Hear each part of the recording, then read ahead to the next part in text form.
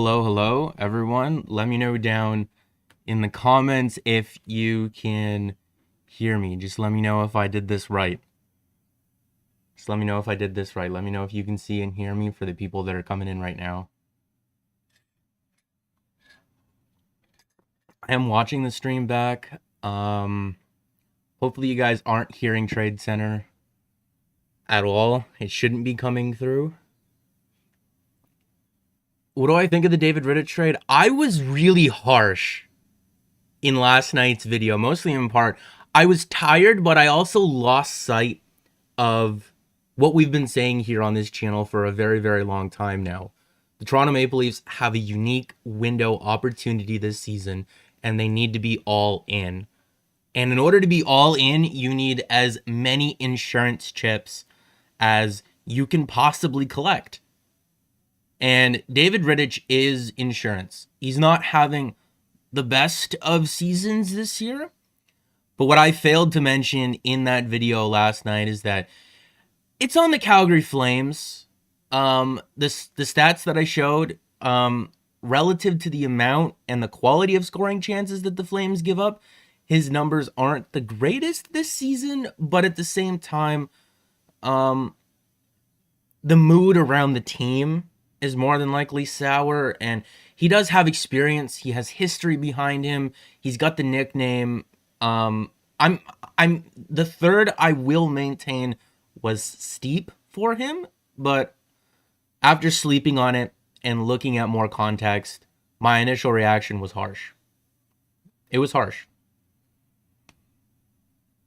Would Hoffman or Gaudreau be a good fit?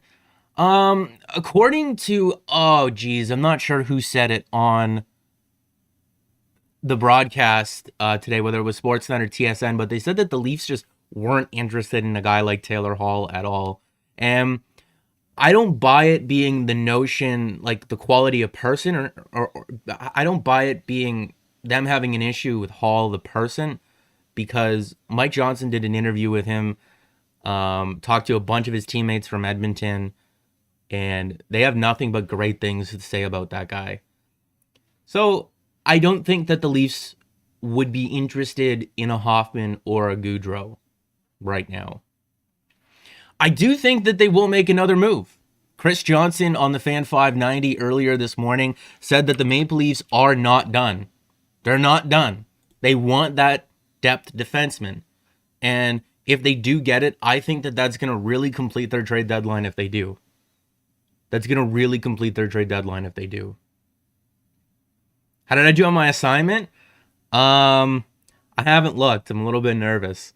I have to be really honest. I wanted to, it's like a live, or it's not a live assignment, but I needed to cover a news story. So I wanted to cover a Toronto Marlies game and go in and ask the head coach a couple of questions and film around the video or the rink a little bit, but they're not allowing new media requests this season, so that'll be something that I can do next year. But I think I did okay on the assignment. Do you think we should go for another D-man so we have more depth? Yeah, 100%, Michael. 100%. 100%. I've been on that for a couple of months now. That we needed more defense. Because I don't necessarily trust the third pair. And you shouldn't either, because the coaching staff doesn't. They don't give them any sort of responsibility. Just going to move my microphone down so I can see the chat a little bit better. Let me pull up that tweet, though. The tweet from Maple Leafs Hot Stove quoting Chris Johnson from the radio.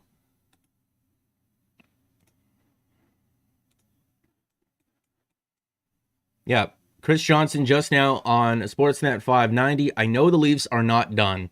They still have at least one more move coming. I think it is likely to be a depth defenseman. And they definitely have the cap space to support that. They definitely have the cap space. Did I not wear a tie? No, I didn't. No, I did not. I'm not against them. I went to a Catholic high school and we wore ties all the time. I didn't mind it. I was doing a hockey story. And for a hockey story, I would have expected to have worn a little bit like more casual clothing. Would they have to move Kerfoot in case Freddie is not going to be out until the playoffs? No. No, they wouldn't have to. We can go over some of the salary cap stuff if you guys want to. It's just going to be a little bit of navigating between screens from me just because I'm not 100% used to live streaming, but see, like now I'm pulling up Cap Friendly. In order to do that, I have to switch in OBS, and I can't see the chat right now. So if you guys have a question, I will get to it in just a second. But no, I showed in yesterday's video or last night's video that I was very, very harsh in that the Leafs could afford to pull him off of LTIR. They could.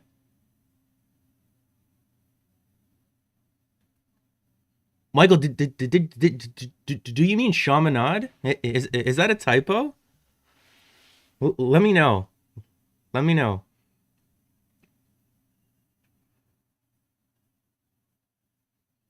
Steve, I've been here since you had like 50 subs. Love the content.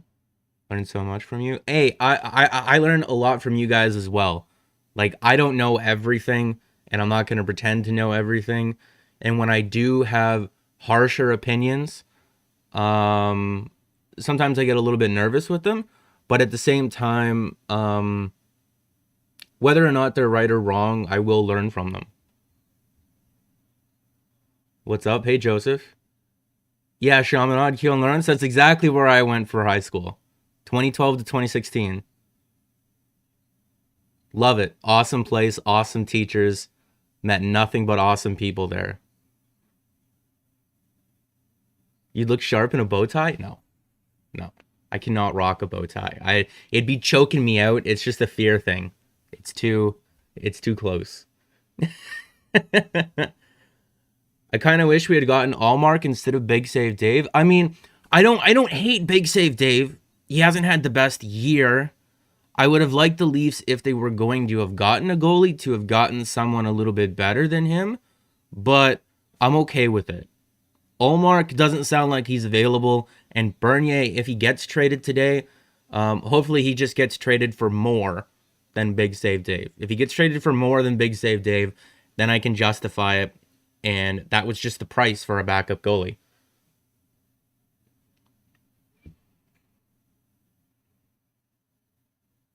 Zach Hyman video? What about the Zach Hyman video? Hey guys, Sweden here? All the way from Sweden. Jeez.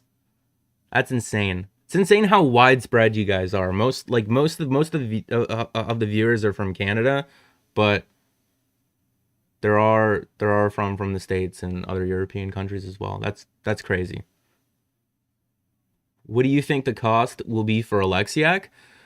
I have no idea what the cost for anyone is going to be. I mean, David Savard cost the first. Nick Foligno cost the first. Those are pretty in line with each other. Taylor Hall cost the second, but that's because of his no movement clause and him getting to dictate where he goes, or where he went.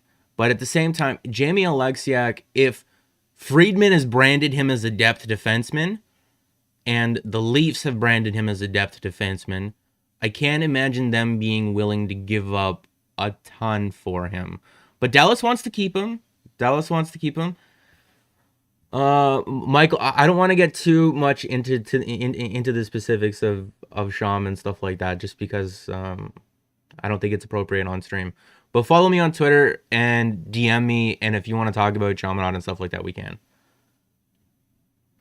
Dermott plus a second for Alexiak. I don't really see the point in trading Travis Dermott. I mean, if they really want him, sure, but at that point, I wouldn't give up the second if they really, really want Dermott.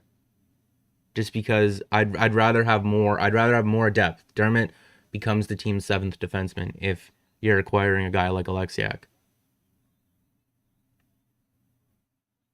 What do you think about Jake McCabe? Dermott, it's not that he's not good, it's just that they haven't given him any responsibility to prove otherwise. Let me see. Let's pull up some of the advanced analytics and stuff like that, and then we can contextualize things. Because I don't just like using advanced analytics. We got to look at that as well. And I think that's also where I went wrong with the Big Save Dave take. You got to use more than just the advanced analytics. You got to use more. Who am I looking up? Jake McCabe?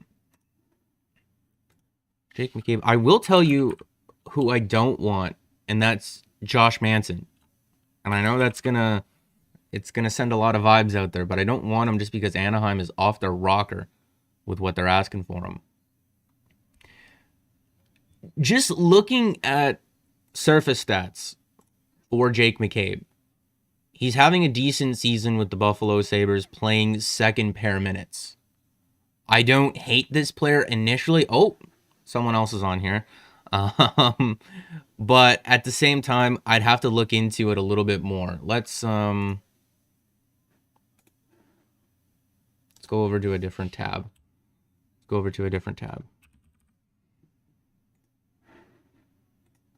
So I don't hate the idea of Jake McCabe.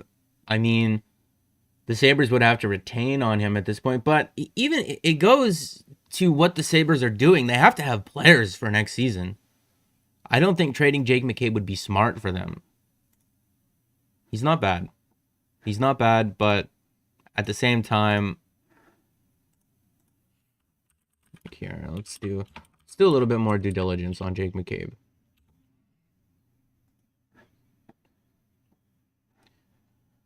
But how are you guys doing?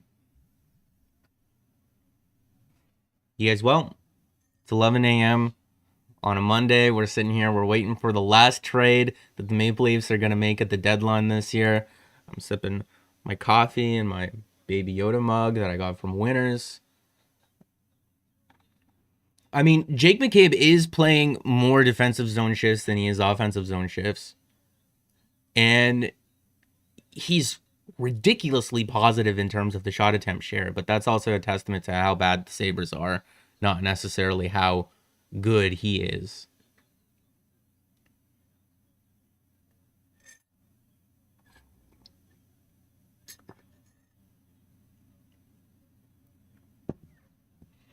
Yeah, he's more than likely better than what I gave him credit for in the video last night, John. But I wouldn't put too high expectations on him.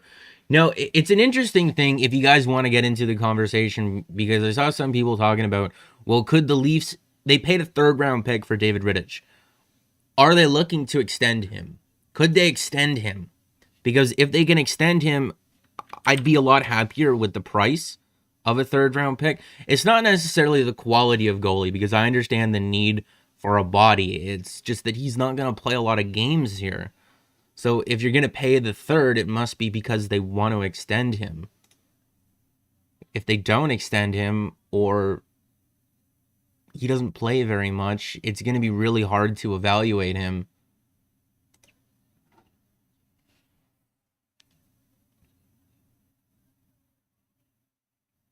Yeah, not too many people agreed with me on the David Rittich trade. That's okay. I was very harsh. I was very, very harsh. I will admit that. So let's pull up the Leafs' goalies here over the last 2 seasons, because I think that's a fair enough sample to look at. And then let's look at David Rittich just as an individual over the last 4 or 5 years. Like, what's going on? What's going on with him over in Calgary? Let's look at his seasons. So,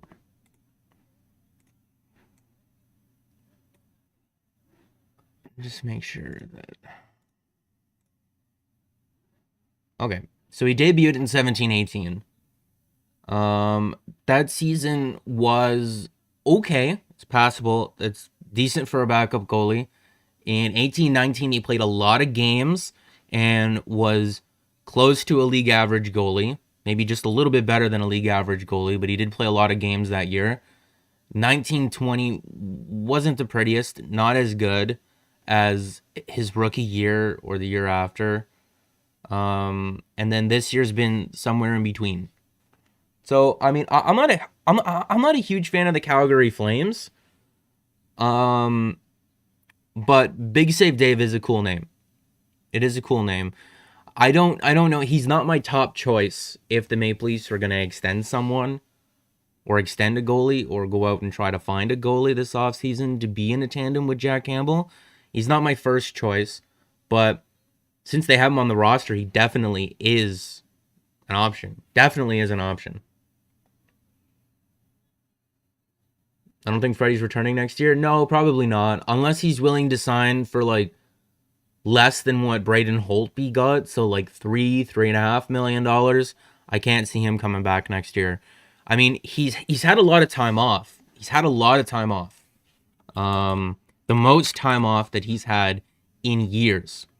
And hopefully he does what he needs to do in order to be more like the Fred that we all grew to know and love, really. Like the guy who finished top 10 in Vezina voting in the first 2 seasons that he was here in Toronto. Hopefully he can get closer to that. And if it's not with the Leafs, it's not with the Leafs. I wish him the best of luck no matter what happens with him. Auston Matthews has hit 11 posts, and if he scored them all, he'd have 42 goals. Big if true, William. Big if true. I definitely do think he gets the 40 this year. I'm bored? Stephen Connor, you're not entertaining. Am I boring you? I'm so sorry if I'm the one boring you. I know it's a dreary Monday morning here in Toronto. It's raining. There hasn't been very many trades up to my understanding. The Detroit Red Wings haven't done very much. Like, why couldn't you have given us Jonathan Bernier for like a conditional 7th or not? Connor Nyquist, the legend, is in the chat right now, guys. Can we get some W's for Connor in the chat? One of the best hockey YouTubers out there. One of the nicest guys that you will ever meet. One of the nicest guys. Like, I haven't gotten the opportunity to really talk to you, Connor, but you're a beauty. You're a beauty. Not you, the deadline. It's yeah. I didn't think you were throwing shade, but Connor is definitely a beauty. I understood your take on Rittich, but look what he has in front of him. Yeah, the Flames are not very exciting. Like, they don't scare me. Like Johnny Gaudreau, Sean Monahan, Elias Lindholm, they're all good players, but together they don't scare me. It's like they all come together to form some kind of like Mechazoid Power Ranger, and they just kind of flop over. Like they don't do anything. They don't do anything.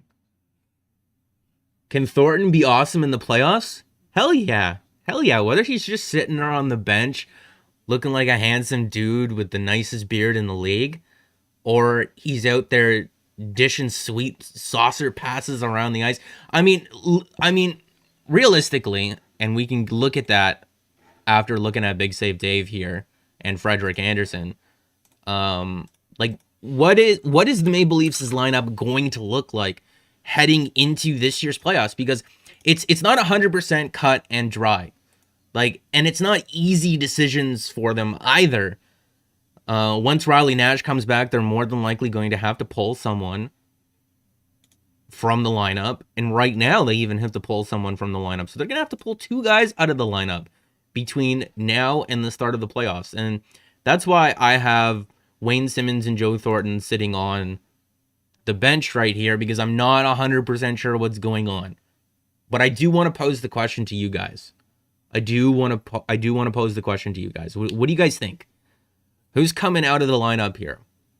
Is there another trade that pulls a forward out of the lineup here and that makes the decision easier? Like, is Kerfoot dealt?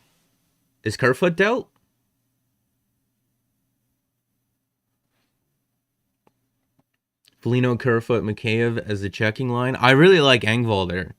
I really like him there. He's not a natural center iceman, which is why when Riley Nash comes back, I would expect him to be on that line. Maybe a little bit more chemistry. And then Engvall gets moved to the wing on the 4th line or out of the lineup. I'm not 100% sure. Steve, what about Zadorov? Excuse me. I haven't really looked at Nikita Zadorov too much. I haven't really looked at him too much. I mean, we could definitely just do like a quick little glance here. I mean, I don't really have a lot of time. Like if you ask me about a specific player, he's decent defensively. He takes a lot of penalties is what I'm seeing right now. He plays third pair minutes. Not very good offensively. Like he's a big body. He's a big guy. And if you got some problems in any sort of direction, if you put in Nikita Zadorov anywhere close to it, you're more than likely not going to have any problems anymore. Do you know the required games for the Vezina? I know in 82 games it is 25 games, but how many games is it for 56? I don't know if there's a required number or not, but just looking over the past few Vezina winners, nobody's played under 50% of the games. And even if Campbell were to play all of the games remaining on the Maple Leafs' schedule, he's not getting to that 40% mark. And I don't want him to play all of the games anyway. So, you know, it'd be a huge dub if he finishes top 5 in Vezina voting. It'd be a huge W if he can finish top 5 in Vezina voting. That'd be so much fun. That'd be so much fun and so awesome for him. Engvall's a floater? I don't know if I agree with that. What do you think of a playoff checking line of Foligno, Nash, and Hyman once the salary cap doesn't matter? I really like Hyman in the top 6. Like that was my whole reason why I wanted a guy like Taylor Hall, because Taylor Hall generates, he's not scoring this year in Buffalo, but he's still generating a ton of offense on the Sabres this year in terms of scoring chances and slot passes.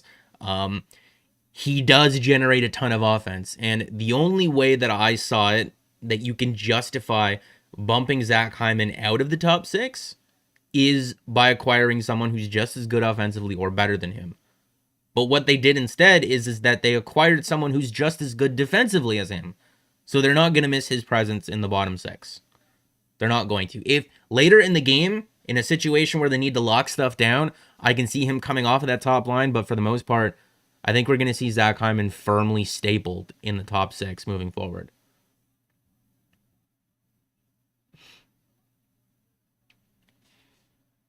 Kerfoot doesn't get moved. I don't think that he gets moved either unless it's in a hockey trade. Like getting something that we need and the other team wants Kerfoot.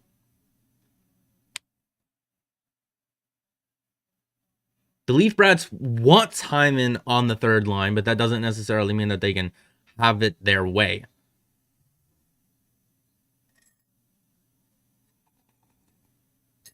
They've wanted Hyman on the third line for 2 years now, and they haven't been able to because they don't have anyone else good enough to put in the top 6. What's going on with Nick Robertson? Nothing, man. He's just chilling in the AHL, just absolutely lighting it up. I've wanted to see him on the Maple Leafs this year since the play-in round. I really want to see what this guy has. And if there's an injury to anyone in the Maple Leafs' top 6, we will see him. We will see him.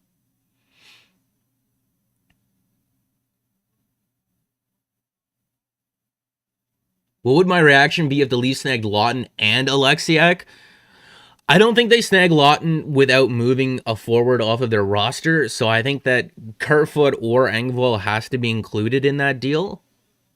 If not, you're more than likely...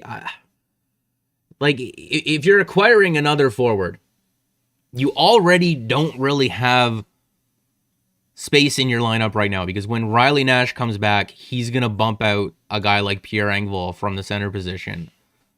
There's already not enough room for Wayne Simmons and Joe come the playoffs. So if you acquire another forward has to be going out the door. Leafs taking the ice in Montreal, Alexander Barabanov in the taxi squad gray. Nick Robertson in regular blue sweater? I mean, that would be... It's a hell of an opportunity. If he's going to play tonight, I'd be really jacked. I'd be really jacked if he's going to play tonight. Guys, just be careful. YouTube is going to flag if you swear. So if you say anything along the lines of poop or any other variation, it's going to hide your chat. And no one else is going to see it. But I'm going to show it just because it doesn't really bother me. But just be careful about that. Would I put in a claim on Victor Mete? Yes, I would. 100%. He's not playing the most difficult role, but there is room for him to grow. He's playing about the same limited role this year as a guy like Travis Dermott, but producing a lot better results. He's basically what Travis Dermott was last year and the year before that. To me, Travis Dermott has just regressed this year. He's played better the last week or so. We've noticed him a lot more. He saved a goal off the goal line. He's jumping up in the offense a little bit more. He's being more creative. He needs to use his skating a lot more. He needs to use his skating and his playmaking a lot more because he's a lot more of a talented player than what we've been seeing of him this season. Who will the Leafs play in the first round? They're, from the projections, they're saying it's about 50% Montreal right now. And if that's the case, I'm confident, but I don't think that they're going to steamroll them. I think that every game, I do think that they win in 5. I think that they handle them in 5, but every game is going to be close. The Montreal Canadiens have tremendous underlying numbers. They generate a ton of offense. They control the puck very well. They just can't score. It's the same. They're having the same problems this year that they were having the year before and the year before that. They can't score. Jonathan Drouin's got like 1 goal in his last however many games. Josh Andersen has recluded into a shell of his former self to start the year. Tyler Toffoli's cooled off a lot. Brendan Gallagher is injured right now. Nick Robertson is playing tonight. Is that confirmed? Let me look. From having 3 monitors, I can never tell where my cursor is. I can never tell where it is. Sometimes it's on TV in the living room behind me, and then the resolution on it shrinks. Nick Robertson. Let's see. Nick Robertson wearing a blue jersey at the skate. Alexander Barabana wearing a gray extras jersey, just like you guys said. Robertson hasn't played for the Leafs since the 3rd game of the season. Really interesting. It'd be really, really cool. I said it for weeks on this channel that I wanted to see what the Leafs have in Nick Robertson at the NHL level before they made serious moves for a guy to play in their top 6. They went out and they got a guy like Galchenyuk, like a Band-Aid solution in the meantime, and he's worked out amazingly, like swimmingly. Like, he's been so good in that top 6 role on the Toronto Maple Leafs. But even before acquiring a guy like Taylor Hall, I wanted to see Nick Robertson in those top 2 lines. I wanted to see him on one of those top 2 lines before even acquiring a guy like Taylor Hall, because I think Nick Robertson has a hell of a shot. We saw it in the blue and white game, and the Maple Leafs' power play has really struggled as of late. They've allowed more goals than they've scored in their last 34 attempts or something like that. And he's got a hell of a shot. And what seems to be lacking on the power play right now is another shot option. It's been that last season. It is that this year. They need another shot option other than Auston Matthews to keep penalty killers honest.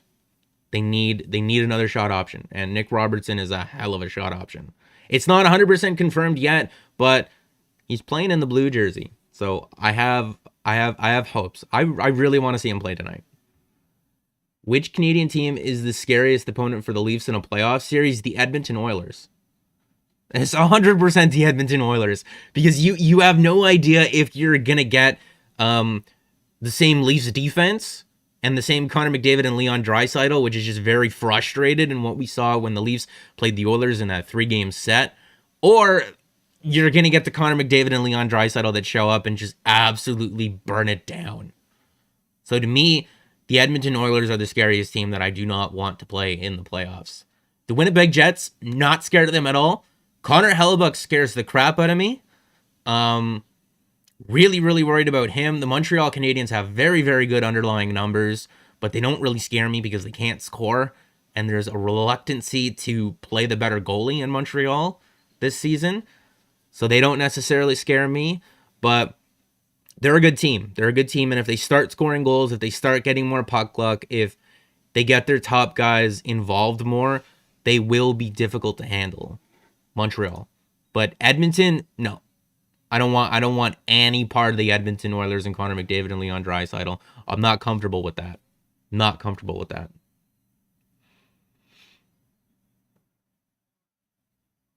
Hall's overrated, analytics aren't everything. No, they're definitely not. But the analytics show that he generates a ton of scoring chances and a ton of offense, and usually offense and scoring chances lead to goals. But the Buffalo Sabres are not a good team.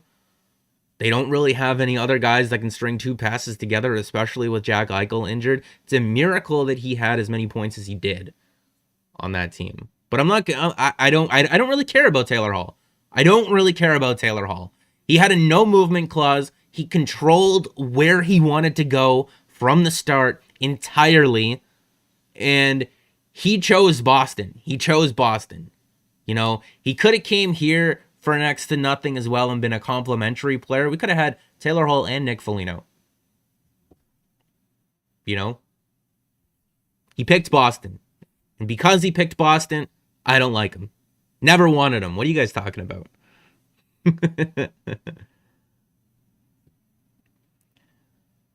Or a hot price. Yeah, exactly. But I feel like people have been saying or a hot price for years now, and I guess the Pittsburgh Penguins were on the receiving end of that. But, oh man, I mean, it's so hard to take Carey Price seriously at this point. I know that is harsh because I love the guy. It's really bad luck. It's really unfortunate what's happened with him. Really, really unfortunate. Bozak coming back? Coming back where? The Jets are a big question mark. For the Leafs, they are a big bone crushing team. Yeah, but they don't scare me. In every game that the Leafs have played them this year, they've kicked them up and down the ice from start to finish, and their goalies have bailed them out. And in the one game where we did get really, really good goaltending, like where Jack Campbell and Connor Hellebuck were basically dueling each other, the Leafs won that game. If Jack Campbell doesn't play as well as he does, they lose that game. And that is the scary thing about the Winnipeg Jets. But like I said, I'm not scared of the Jets. I'm scared of Connor Hellebuck. Would love to see Mangiapane in a Leafs jersey. Yeah, I mean, he's the little engine that could, right? He does a lot of work out there, but I don't think that Calgary is moving him. They'd be dumb to. Thoughts of Alexiak to Edmonton? Is that confirmed? Is that confirmed? That'd be really disappointing if that was true. That'd be really disappointing if that was true. I have Trade Center on in the background, but I'm not 100%. Like, it's very faint, and I can't really hear it over me talking. I'm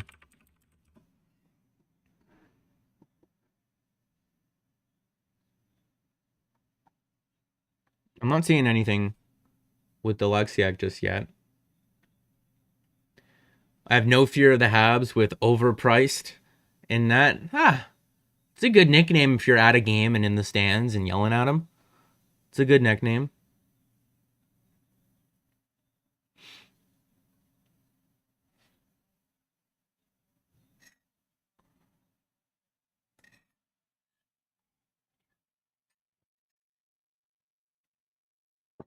Just think of it, Alexiak and Bogo.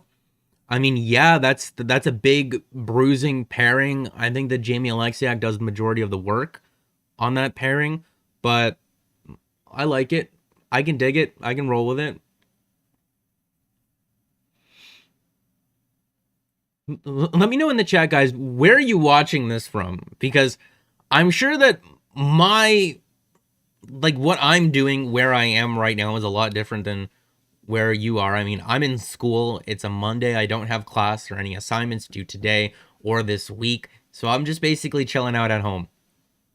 Where are you guys watching this from? Are you watching it also from home? Are you watching it at work? Where are you guys watching it? Robertson just confirmed to be playing. Let's see. Let's look it up. Let's see if there's any more chatter. See if there's any more chatter. Nick Robertson is on a line with Pierre Engvall and Wayne Simmons at the Leafs' morning skate. Projects to play his second NHL game of the season. He got hurt on January the 16th. He got hurt on my birthday. Jeez, that's some bad juju there.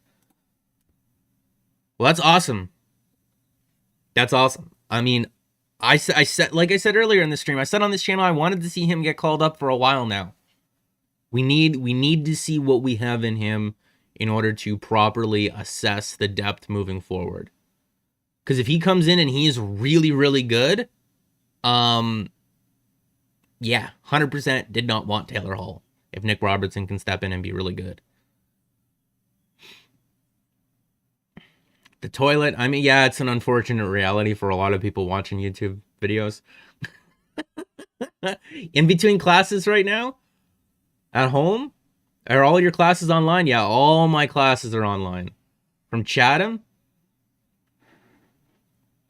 It's awesome. It's awesome to see how... The Sioux? Terry? That's awesome. That's cool. Home? My toilet... There's way too many people watching me that are using the toilet right now. I don't know how... You know what? I definitely shouldn't have asked that question. I'm very uncomfortable right now. LA viewer? Well, I need you... Ralph, I need you to run down to the Staples Center and tell... Oh, my God, I forget. Rob Blake? Is Rob Blake the GM there? And tell Rob Blake to give us Alex I a follow. Brantford, Ontario? Canadian in Cali? Doesn't sound like a bad gig.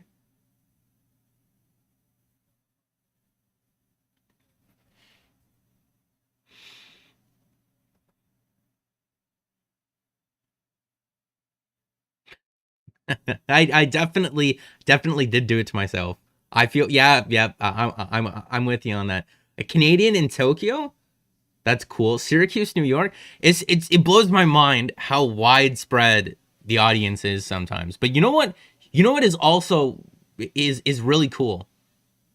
Is really cool. It's the show where I don't provide the content, and hopefully you don't either. And if you've been here on the channel for a very long time, you will know exactly what I'm talking about. And that is reviewing armchair GMs on Cap Friendly. To me, it blows my mind how no other content creator has jumped on this train and started doing videos like this. Because Cap Friendly Armchair GMs is an untapped source of just free content and free... look at this. Look at this. Quick rebuild with the Nashville Predators. There's 1, 2, 3, 4, 5 trades at the minimum in there.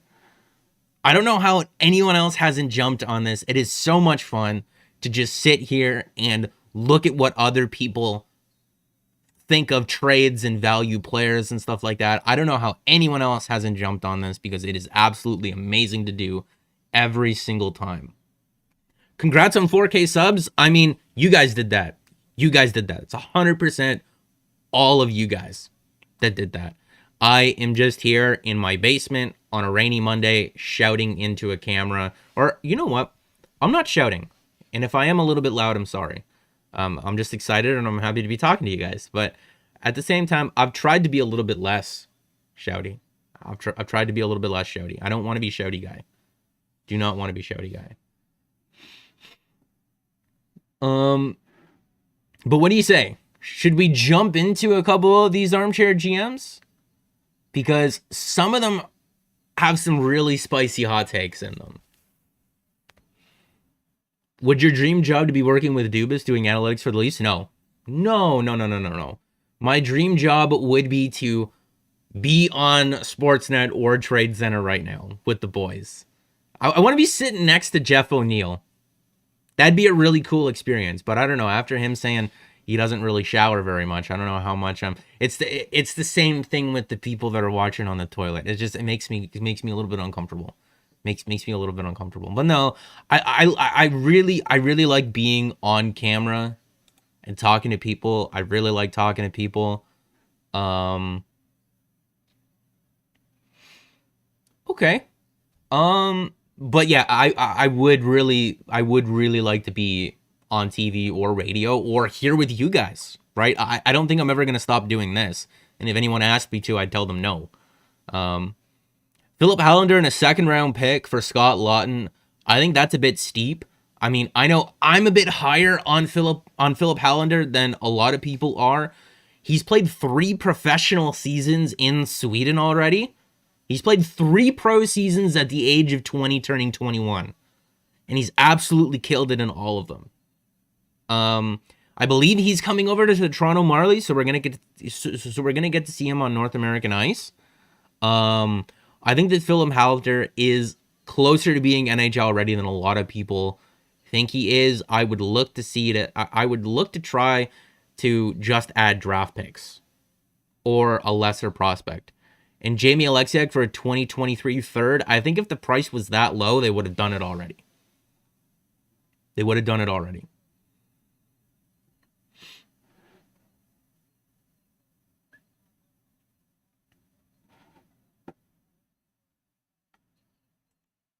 You posted the thoughts thread? This one right here? Leafs fan 7788. I mean, we did do reviews from you guys of armchair GMs. Like, you guys would make your own armchair GMs, leave the link to them in the comment section of my videos, and then we would go through them all and we would talk about them. And it was really engaging and it was a lot of fun. I'm a little bit disappointed in myself that I stopped doing that, or that I haven't done it as much. But Scott Laughton for Kerfoot and a 5th round pick. I would up the pick involved there, but I like the deal. I like the thought process. I think that Scott Laughton is a lot better than Alexander Kerfoot, but I would up the pick or include a prospect with it. Jamie Alexiak for Philip Kral and a 2nd round pick this year. I mean, Philip Kral and a 2nd round pick. For those of you that don't know too much about Philip Kral, I believe he played 25 minutes a night in the Czech League this year. So, and he's quite big as well. He's not a smaller guy. I'm okay with giving him up in that trade, but if you're giving up a prospect this year, because prospects are worth more than picks this year, I would lower the pick. Philip Kral and a 3rd. Philip Kral and a 3rd? Done deal? I'm not sure. Can you show us what your lines would be for the playoffs? Yeah, sure. I mean, I had the tab open for a little bit. I think this is it. Sorry if what you guys are seeing is a little bit whack. Well, they just called up Nick Robertson. They just called up Nick Robertson. If Nick Robertson plays well, I can 100% see him on the playoff roster. I can 100% see him on the playoff roster if he plays well, which complicates Wayne Simmons and Joe Thornton getting into the lineup. Either they can't play everyone. Someone's going to have to sit. And maybe it's a good thing that they don't have to play older guys like Joe Thornton and Jason Spezza in the playoffs every night, but I expect a guy like Jason Spezza to be in the lineup every night. He's a Swiss Army knife for Sheldon Keefe. As much as Babcock didn't like him, for whatever reason, I mean, Jason Spezza is like the nicest human being in the world. How could you not like the guy that laughs like a boat motor? It really, really confuses me. He can move up and down in the lineup for you on any given night, which is very, very valuable. And if I'm not a huge fan of taking Jason Spezza out of the lineup, sorry.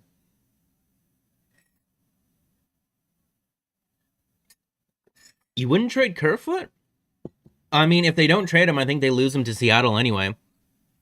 So you might as well get something for him. Do the Leafs have good defense? When everyone is healthy and they're not being leafy, yeah, they do. I mean, they held Connor McDavid and Leon Draisaitl to 1 point over 3 consecutive games this year. That's them at their high point. But they're inconsistent. They finally got a goalie in front of them that can do some work this year, and that's not a shot at Andersen. It's not a shot at him at all. I think they're a mediocre defensive team. They're middle of the pack. They're very, very middle of the pack. I think the Leafs have been so bad defensively for a number of years now. Guys, you don't have to do super chats and stuff like that. I'm gonna answer everyone's question all day long, but if you guys wanted to, Chris, thank you very much for the 5. Keep it up, bro. You're going to get me through the workday, and you know what? You guys are getting me through the quarantine days as well. So the love is much appreciated. Damn, I lost my train of thought. Seattle's probably taking Dermott. I don't know. They need more forwards than they do defensemen, and there are going to be defensemen available in the expansion draft. I don't know if they take Dermott or not, but Kerfoot could be a useful player for them, especially because the cap hit doesn't reflect the salary. His salary goes down quite a bit compared to his cap hit. So for a team where they don't necessarily know where they're going to be, he could be a valuable chip. He could be a valuable chip. Much love, though, Chris. Much love. Robertson 5 first for McDavid and then play him with Matthews. It'd be really... Connor McDavid, much like Joe Thornton and Jason Spezza, will eventually be a Toronto Maple Leaf. He'll eventually be a Toronto Maple Leaf. There's 182 people in the chat right now, and there's only 28 likes on the stream. I don't know. It's a little bit weird, guys. A little bit weird, guys.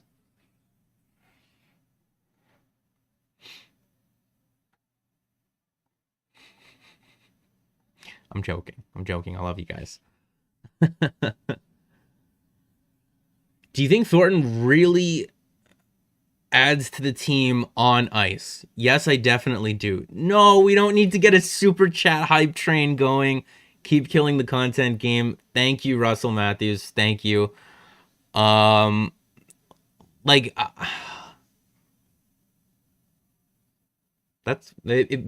guys blow my mind. Every time I look at the numbers, you guys absolutely blow my mind. Like, with what you guys are capable of. It really is, like, for how hot and cold Leafs Nation is, and for how hot and cold I can be sometimes, especially with opinions like I had last night, it blows my mind. I love the passion. I love the energy.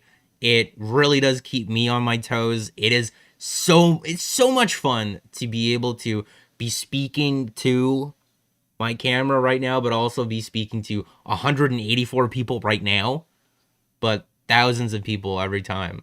And it's just, it blows my mind. You guys are awesome. You guys are awesome. But do I think that Joe Thornton really adds to this team? Yes, I do. Yes and no. It's complicated because Jason Spezza does incredible things every other game, but he doesn't have it every game. And that's the same thing. And that's the same thing for Joe Thornton. We can't expect him to bring it every game. I think expecting him to bring it every game at this point at 41 years old is asking too much of him. I think that the perception of Joe Thornton would be a lot different if he was playing a Joe Thornton, if he was playing. I'm losing my train of thought. You guys keep sending in money and it's blowing in my, but you guys don't have to. I'm going to answer everyone's question no matter what before I hop off stream, and I will be live for a couple of hours probably, but keep up the good work, boss man. Where do you think Nolan Patrick will end up? Is he even on the trade block? I mean, that'd be hugely disappointing if that is the case. Former number 2 overall pick, ripping it up in the WHL with the Brandon Wheat Kings. Just can't really stay healthy over the last couple of years. I know he has really bad concussion problems. I think that the Flyers should hold on to him. They should hold on to him. But to go back on Joe Thornton, it's just to expect him to be able to bring it every night is not necessarily fair to him right now at 41 years old. He would benefit a lot more from playing less minutes. Like, if we're looking, let's just switch the scene for a minute. So I'm not going to be able to see the chat right now. I'm interested to see how many minutes Jason Spezza plays a night and how many minutes Joe Thornton plays a night. So Jason Spezza's at 10:46. He's at 10:46 a night. Joe Thornton is at 14:01. So he's playing about 3 minutes more than him, 3 minutes 15 seconds more than him every single game. I think if Joe played a little bit less, I think he would be more effective. Or maybe he doesn't play every game. But you know Joe, from just watching him play over the last number of years, he's not going to like not playing every game. But also, he makes $700K, he's 41, he's not a top 6 forward on this team anymore. He's just going to have to accept whatever role he's given come playoff time.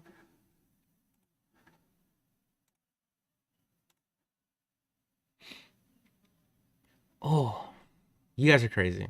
You guys are crazy.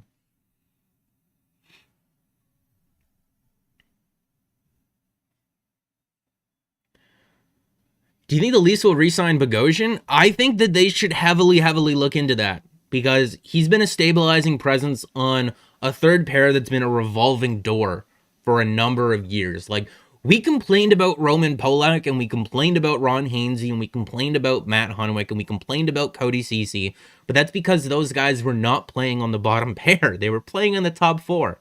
And the Maple Leafs finally have a top four good enough to facilitate one of those guys in their bottom six.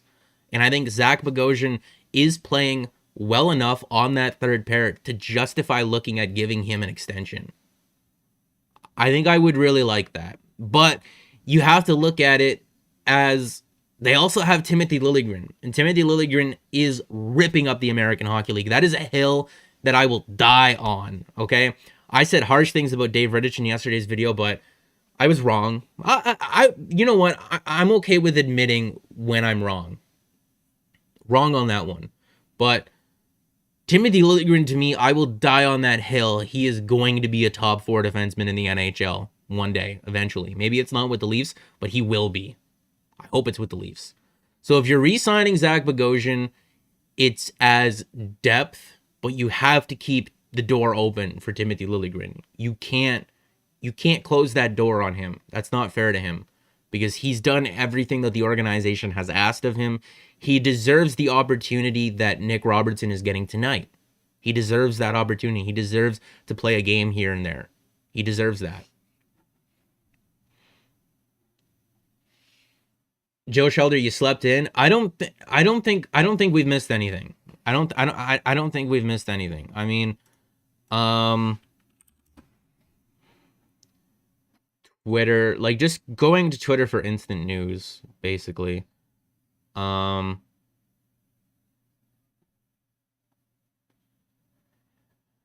Yeah, that's something that I'm seeing right now. Robertson with Engvall and Simmons at morning skate. I mean, you're not really setting him up for too much success, but you are testing him.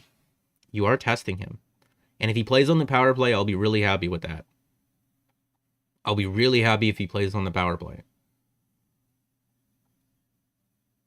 I don't think anyone has flown off the top five. I'm just peeking over to see Trade Center right now. I don't think that there's been any trades. Hasn't been any trades.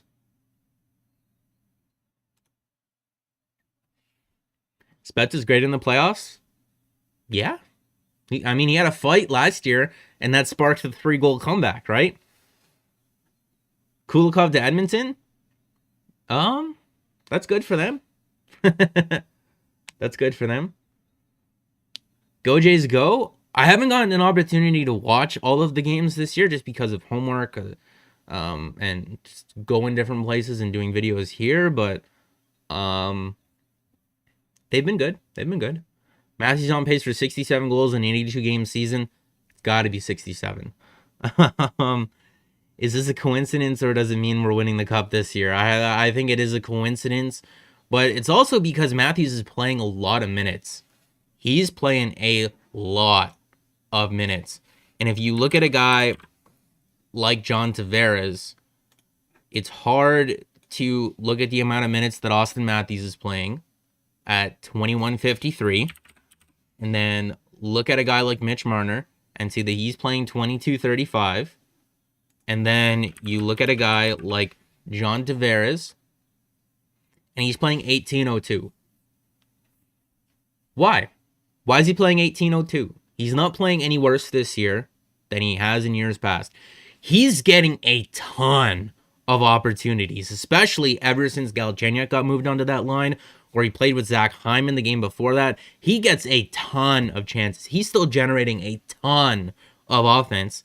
He's getting point-blank opportunities that are not going in. He's one of the most snake-bitten players in the entire league this season. He could easily have closer to 16, 17, 18 goals by now. Easily. And then I think at that point, no one is saying anything about John Tavares. And even if they are, don't believe them. Don't believe them. Robertson with JT and Hyman, please. I mean, yeah, I'd like that.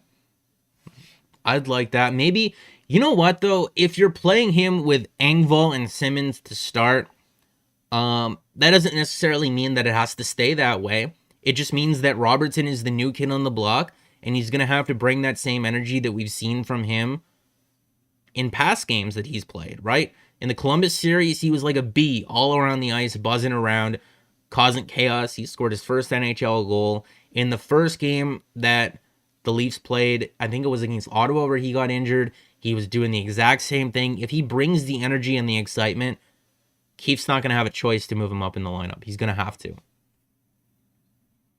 Does that mean the Oilers aren't in on Alexiak? Probably not. Probably not. Sup, DTSP? Hey, Miguel. How's it going? Please get Alexiak Dubas. I'd be really, really happy with this year's trade deadline if they did. If they're able to get a goalie as insurance, Nick Foligno, Riley Nash, and Jamie Alexiak, that's a huge haul. That's a huge get. And like I've been saying all year long, and I lost sight of it in last night's video, the Toronto Maple Leafs have an opportunity to be 8 wins away from the Stanley Cup, to be 4 wins away from the Cup Finals this year. Forget draft picks in a Magic Bean year anyway. Like, no one knows what's going on with the draft this year. If you guys are curious what the assignment that I was doing the other night when the Riley Nash trade broke, I was doing an assignment talking about the Ontario Hockey League and how its players are in jeopardy. And they're in jeopardy from the perspective of that players that are in their second last or last year of eligibility, if they don't come back and play this year, who's going to want them? Where are they going to go? Right? They went from having a year left to play in the OHL to prove themselves, or 2 years left in the OHL to prove themselves, to not really having an opportunity elsewhere. I know some guys got tryouts with the Marlies. I mean, I talked to my friend who worked with the Steelheads, and James Hardy is a guy that I saw on their roster who scored 34 goals last year in his first year of draft eligibility, did not get drafted, got invited to the Marlies training camp, didn't make it, or made it past the first cut and then got sent back. He's in his draft plus 1 year right now, doesn't get an opportunity to play. Next year he's in his draft plus 2 year. Even if he scores 30 or 40 goals, teams are going to overlook him because he's 2 years removed from his first year of draft eligibility. That could ruin his entire career. Why is everybody scratching Simmons? He deserves to be in the lineup instead of Engvall, in my opinion. Two different players. Two entirely different players that play entirely different roles. If you're keeping Simmons in the lineup, then that means that you're taking Thornton out. And if you're keeping Thornton in the lineup, then that means that you're taking Simmons out. Pierre Engvall, I would not trust, or I wouldn't even ask Wayne Simmons or Joe Thornton to play Pierre Engvall's role. Pierre Engvall skates a lot. He plays a lot of defense. He plays the penalty kill. Those other guys don't do that. If the Leafs get another D, how do they make room on the roster? I'm worried about losing Spezza on waivers. They're not going to lose Spezza on waivers. They're not going to have to place anyone on waivers, if I'm being really honest with you. If you guys want to know how to calculate the deadline cap space and what the Maple Leafs have to work with, it's very, very easy to do that. I just want to wait till the stream catches up here. Yep. Okay, that's good. So the Maple Leafs have $7.75 million on LTIR right now, which means that they can exceed the salary cap ceiling by $7.75 million. So we can take the upper ceiling of the salary cap, which is $81.5 million, and add $775,000 to it. And now their new ceiling is $89,250. The mistake that people make when using LTIR is that the cap hit doesn't subtract. The ceiling changes, and those cap hits still count. Their cap hit right now is $87.599 million. If you look at the players that are on the roster right now, they have Alexander Barabanov here. Like, there's guys that they could subtract Barabanov and Hutchison to lower this $87.599 million. If Andersen were to come back, they have about $100,000 in clearance. It's about that. If he doesn't, it's about 3.3-ish million. It's about that. So they have room. They have room. Let's go back to...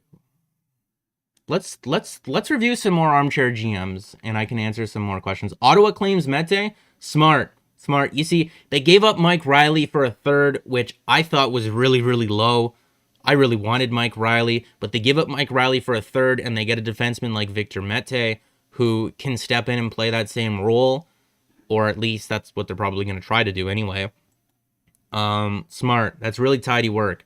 And for the Montreal Canadiens, to place him on waivers, to lose Victor Mete on waivers and pay a fifth for John Merrill, to me, that's counterproductive. You want to acquire John Merrill and also keep Victor Mete. You don't want to lose one of those guys in acquiring the other guy. And that's the challenge when making moves for the Leafs, because you don't want to be put in a position to lose anyone. So you need to figure out a solution, and there is a solution oftentimes, where how can I make the moves that I want without losing anyone? And that's why we see trades like Riley Nash.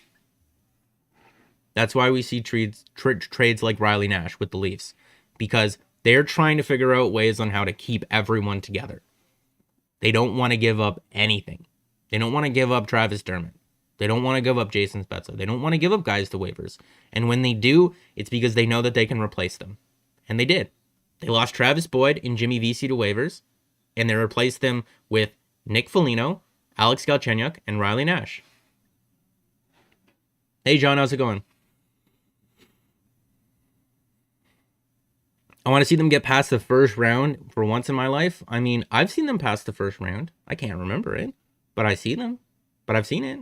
I remember Jeremy Roenick scoring the overtime goal. I remember that. It's an interesting... Just add depth of D today, please. Okay, well, Kulikov already went to Edmonton, so that's a little bit outdated. It do be like that? How does it be like that? Joey Andersen and a second-round pick? I'd be disappointed if they gave up Joey Andersen.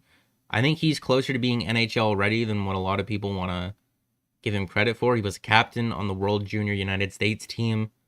I'm not a huge fan of that deal. Or I am a fan of that deal. I like Jamie Alexiak. I'm willing to give up Joey Andersen for him. But I would hope that there's a way to not give up a prospect. But if it costs that much, it costs that much. Whatever. Lineups. Let's look at the lineups here. I don't agree with having Galchenyuk in the bottom six at all. I don't think that that's very productive. He's played very, very well in the top six. Anaheim wants a first for Raquel and Manson. No, they want a first for each of them. They're crazy. They want a first for each of them. Is Jamie Alexiak good this season? He's not as good this season as he has been the past 2 years. But that's a 6'7", 255-pound Toronto man flying up the ice last night and scoring that end-to-end rush goal against the Nashville Predators. I want that. I will go out there and get a Jamie Alexiak jersey if he comes to Toronto and the Maple Leafs make it past the second round. I will do it. I got a lot of hockey jerseys here. What's one more? Did you see Alexiak's goal yesterday? Yeah, I just talked about it. First trade. Is that really the first trade of the day? Kulikov to Edmonton? I wouldn't mind the Leafs getting rid of Dermott. No, I don't mind it, but at the same time, I don't want to lose him for nothing. That'd be a shame. That'd be a shame to lose him for nothing. CJ says the Leafs are not done making moves. Yeah, he did. No, I don't think that you have to give up Pierre Engvall in this trade. But I'm okay with parting with the second. Foligno, Kerfoot, Spezza, line 3. I wouldn't mind that. The Leafs have options.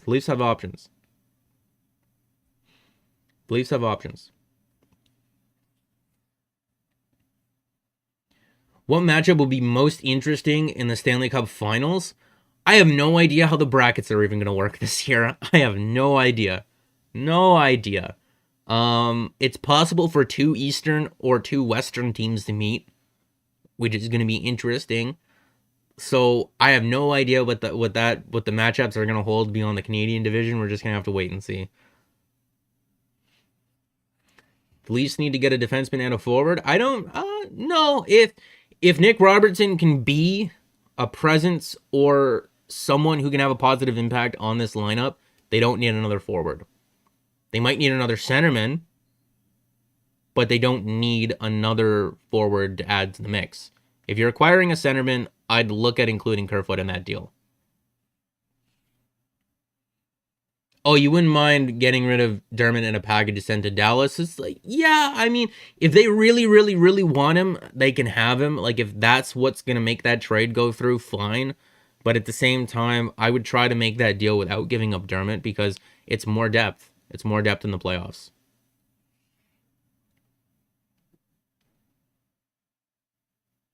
Yeah, the brackets reseed after every round in the playoffs. Yeah, I have no idea what they're going to be like.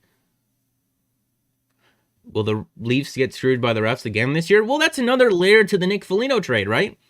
Nick Foligno is a player that knows how to play when the whistles get put away. So I don't hate the trade. I don't love it, but I also don't hate it, and I think I will grow to love it as I see Nick Foligno play. I think he's an awesome guy. He brings a lot to this team. Nick Foligno's a great forechecking forward, and the Toronto Maple Leafs are a very strong forechecking team. So they're adding to a strength and also addressing a weakness in terms of adding a defensively minded forward, which the team doesn't have a lot of. Which is why I'm also really stoked for a guy like Rodion Amirov to come over, and I believe that he will after the KHL playoffs have concluded. I think he's going to play for the Marlies this year. Don't quote me on that 100%, but he is that two-way forward. He is that two-way forward, which is why I'm really excited that they drafted him. Let's click on another guy, though. Go get what the stats community thinks should have been done. Okay, well, what does the stats community think that should have been done? No. I mean, I like advanced analytics, but I don't like I like this trade. I don't like this trade at all. Taylor Hall, he wasn't a must add. He wasn't a must add for me. They got a guy who's just as good defensively as Zach Hyman, so they can keep Hyman in the top 6 now.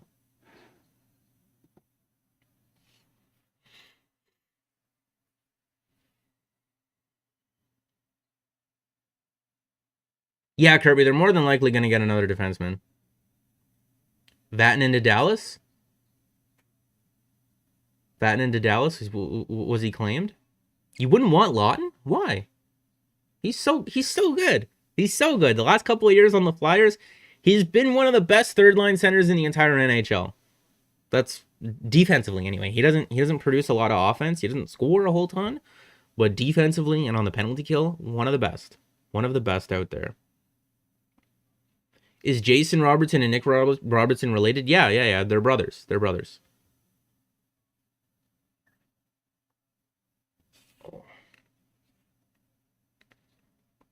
I'm all in, though. I'm all in. And I lost sight of that in yesterday's video. I'm all in. So if it requires paying a second for Jamie Alexiak and a prospect, or giving up Travis Dermott and a second-round pick for Jamie Alexiak, I'm all in. I am all in. What do you think about getting Jordy Ben if Alexiak can't be had? I think there are other guys that I would call on before getting to Jordy Ben. Ryan Murray in New Jersey would be an interesting ad. There was another defenseman that I was looking at last night as well that would have been that would be an interesting ad. There's 2 or 3 guys before him. I'd rather call up Rasmus Sandin and have him play than I would trade for Jordy Ben, if I'm just being honest. I mean, the Leafs already have Zach Bogosian.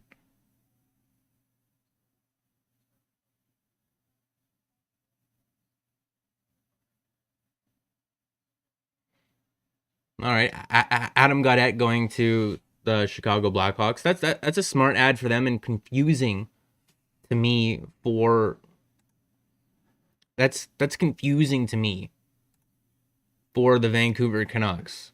I don't know what they're doing. I don't know what they are or what they're doing, and it confuses me.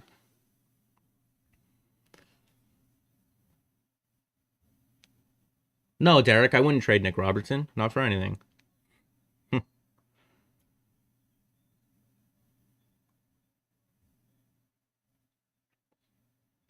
Any word on Gusev? I'm pretty sure he's signing with the Florida Panthers. If you had to guess, who do you think the Leafs will land before the end of the day? I want to say one of Scott Laughton or Jamie Alexiak. Friedman talked about Jamie Alexiak. John Colpaster, if you're in the chat right now, you suggested Jamie Alexiak to me. We did some digging. I thought that it made sense. I suggested him in a video. Then a couple weeks later, Friedge suggested him in 31 Thoughts. So we were ahead of the curve there. I'd be really, really happy. I'd be really, really happy with Jamie Alexiak. I don't know what Vancouver's doing. I really don't. They say that they're going to have enough cap space to re-sign guys like Elias Pettersson and Quinn Hughes. But they're saving them for last. And that would really worry me if I was a Vancouver Canucks fan. They're saving them for last. And it's just like, you did not need to sign Tanner Pearson so quickly. You didn't need to. Your priority should be on those two guys. But their priority should be getting a hold on the situation with what's going on with their team right now, just to make sure that everyone is safe and healthy. But they should be looking at those two guys before they look at Tanner Pearson. Liljegren is severely underrated. Yeah, severely, severely underrated. A lot of people really don't know what the Leafs have in him. He went the non-traditional route. He spent his age 18 and 19 seasons playing on the Toronto Marlies' third pair, winning a Calder Cup, and then in their top four, getting a lot of minutes, playing a huge role on their team. He got called up, played like 10 games or something like that, or less than that. Wasn't very good on a Leaf team that had given up at that point, and everyone wants to write him off. It's very, very confusing. It's very, very confusing. Too bad Kadri was not on a rebuilder team so we can get him back. I would love Nazem Kadri back on the Toronto Maple Leafs right now. Would love him back on the Leafs right now. It's really disappointing that the situation was kind of forced there. How do you reply to someone in the chat? I believe you just hit @ and then type in their name. Show your projected playoff lineup? I had it on the screen earlier, but I'm not 100% sure. I don't want to speculate too much. Just because there's a lot of things that could happen between now and the playoffs. But when Riley Nash comes back, I would expect him to be in Pierre Engvall's role on that top shutdown line. He's a better center iceman than he is. Engvall's not his natural center iceman. So I would expect him to take that spot. He's better on the draw, but still not the greatest, which is why I wouldn't mind acquiring another centerman, a guy like Scott Laughton, who's a monster in the faceoff dot. I think Nick Foligno, you can slide up or down in the lineup depending on if there's an injury or not, which is why he's a valuable add. He can play the wing center if you needed him to, although he's not very good on the draw this year either. Jason Spezza, you can slide up and down in the lineup. I don't necessarily see him coming out, but he is older. You might not want to play him in every single game. It's also going to depend on the matchup, right? If you need a guy like Wayne Simmons in there to take care of business, you need a guy like Wayne Simmons in there. If you need a little bit of help on your power play and you need a guy who's more offensive and Jumbo Joe can be rested, throw him into the lineup. Like, Jason Spezza, I think he's 38 years old. Joe Thornton is 41 years old. Joe Thornton's playing 14 minutes a night, and Jason Spezza's playing just under 11. So I think that Joe Thornton could benefit from playing less, because we're seeing Jason Spezza absolutely kill it in just under 11 minutes a night. But I don't know. I don't know who takes these spots and who comes out. It's really hard because Pierre Engvall plays a different role from Wayne Simmons and Joe Thornton. It's just going to depend on what the Maple Leafs think that they need come playoff time. I really like Zach Hyman in the top 6. They acquired Nick Foligno, and Riley Nash, who's going to help you leave Zach Hyman in the top 6. If they could have acquired a better offensive player than Zach Hyman, they could have moved him to the bottom 6. But there wasn't a guy like that available. Let's see. I know that I missed some. But Liljegren's AHL numbers don't blow my mind away. They should. They should. Him and Sandin, over the last 20 years, all they've done in their individual seasons compared to guys that are their age, so at age 18, 19, and 20, all they've done is had top 10 individual seasons in the last 20 years. They should blow you away. How long till you think Liljegren and Sandin become regulars next season or 2 seasons down? I think that Sandin is a regular in the lineup next season, if not come playoff time, because for how unimpressive Travis Dermott has been this year, if Rasmus Sandin wasn't hurt all season long, basically, I think that he would have gained enough traction and enough steam to come up and take Travis Dermott's lineup spot. So that tells you where Travis Dermott is, and that tells you where Rasmus Sandin is. I think he's got a shot to make the playoff lineup, to be honest. If I'm being honest with you. I think he brings a lot more than what Travis Dermott has this year. Travis Dermott, I'm willing to roll the dice on it. Because Travis Dermott right now, it's about a net even. He doesn't really lose us anything, but he doesn't really gain us anything. And I'm willing to roll the dice on someone else to potentially get more value out of the Maple Leafs' third pair. Liljegren, I don't think he starts the season with the team next year, but I think that he plays more games. I think that he plays more games, and if he proves effective in those games, he'll probably stick around.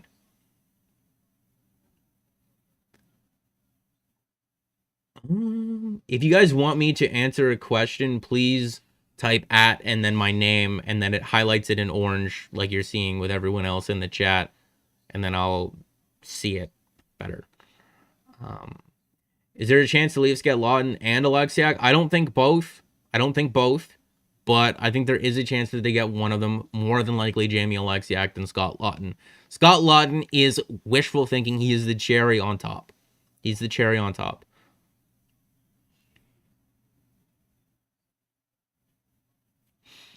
How long do you think till we'll see Mac Hollowell with the club? Seen a lot with the Hounds. Solid D prospect. You know, I've talked to people who, well, I mean, there's no sense in hiding it. My one good friend who works with an OHL team, he's watched tape of Mac Hollowell, and I can't specifically tell you the things that he said about him, otherwise he would get in trouble. But he really, really likes him. He really, really, really likes him. And from me watching Mac Hollowell play, I think that he's a lighter version of Rasmus Sandin, in the sense that he doesn't bring as much offense to the table, but when you think that you have him pinned in, if you're a forechecker coming in on the forecheck and he has the puck behind the goal line, you think that you have him, but you don't. He's always going to find that one pass, that one lane to avoid the pressure, and Rasmus Sandin does that even better than him. I think that Mac Hollowell is an NHL defenseman on this team eventually. I think that he has an opportunity to be the next Justin Hall. I think that he has that opportunity. What do I think of Rittich? I was really harsh in the video last night. I mean, it's insurance for a team who is going all in. I do think that the price is steep. But if they see something in his game that they might want to change, I mean, Calgary, the mood around them the last couple of seasons hasn't been very good. The advanced analytics are not very kind to him. I'm okay with it. I'm okay with it. It's going to be interesting to see what other goalies go for if they're traded today. If a guy like Bernier gets traded today and he gets the same or less, I guess there's a tax on David Rittich being able to step in immediately and not having to quarantine. But at the same time, we're going to have to look at it. We're going to have to look at it. I definitely don't love it. But I'm closer to just being neutral on it because the team's all in. The team is all in. Team's all in. And so am I. And so should you. You should be all in. I'm down on Dermott, to be honest. He feels like what it felt like to watch Gardner mess up, and you're just like, how is Dubas not seeing this? In the minutes that Dermott has played this year, like I said earlier, he's been fine. He's been fine. It's just, it's hard to evaluate him because he hasn't had a lot of responsibility this year. How refreshing is it to have Keith, who is willing to adjust when he needs to? So much better for this team than Babcock. Keith gets the best out of his players. Yeah, I mean, they've gotten a lot of value out of guys like Jason Spezza, Pierre Engvall as well, guys like Joe Thornton and Wayne Simmons. They found positive value out of those guys. Even Alex Galchenyuk, they found positive value out of by facilitating proper roles for them. They've played them the right amount of minutes with the correct players. They've played them in their roles that they should be, and they've gotten value from them. And I don't think that that's something that Dubas could have done with Babcock, just because Babcock wanted it his way, and his way was weird sometimes. I'll just say that. Alex Galchenyuk plays well in the first and second line. If they move him to the bottom six, might be an issue. What do you think? There's no reason to fix something that isn't broken, right? He works on either of those top two lines. Just leave him there. Agreed, he just needs to fill out. Yeah, Mac Hollowell is a little bit of a smaller defender, but he's very, very good in pressure. Very, very good in pressure. Yeah, I agree. I wanted Elvis Merzlikins, to be honest. That's to me is more of an off-season move. We're going to have to see what the Maple Leafs do with their goaltending situation in the off-season, because they have Jack Campbell, who's played amazing over the last 11 games. They need someone else. They're going to have about $3 or $4 million to work with, even if they give $5 million to Zach Hyman. We've shown that on this channel. Excuse me, sorry. I apologize. It's in this coffee. This is Tim Hortons branded coffee, too. It's going to be interesting because there's not a whole ton of goalie options out there on the market this offseason. I can't see them... I don't know. I don't know what they're going to do with their goaltending situation this year. We're just going to have to wait and see. I think that's something that we can talk about as we get closer. Do you think a roster player needs to be moved now? It seems like someone has to come out and would need waivers, so why not trade an Engvall or a Kerfoot before losing them? The Maple Leafs don't need to place anyone on waivers. They just need to be very tidy in their acquisitions. They'd have about $100K in room if Andersen were to come off of LTIR and need to be activated, but I don't think that he does, so I don't think that we need to worry about that at all. The David Rittich move, for me, screams that they don't anticipate it, or they're going to drag it out, right? Like, I think that it's so hard because you just don't know, and they're not going to say anything either because they can get in trouble if they say something. It's a situation that they're going to check on day to day, and they might update you on once a week or once every 2 weeks. They're not going to want to draw a lot of attention to it. It's just, but with that LTIR conditioning stint that I pulled out and that I showed you guys in the last couple of videos, there's no way that they don't do that. There's no way that they don't do that with Frederik Andersen, because it makes way too much sense not to do this with Frederik Andersen. They've done it in the past with players who were less injured than what Frederik Andersen is right now. So if you guys want to know what this is that the LTIR conditioning stint is basically for a player that is on LTIR, with Frederik Andersen is. You can send him to the Marlies on a conditioning stint for 6 games, for 6 days and 3 games, and then you can ask for an extension on it. There's no way that the Maple Leafs don't do this. He's barely skated since being hurt. There's no way that he just steps right back onto the ice and plays in the NHL, never mind even the AHL. He's going to have to do conditioning to be ready for the conditioning stint, even, is what I've been saying.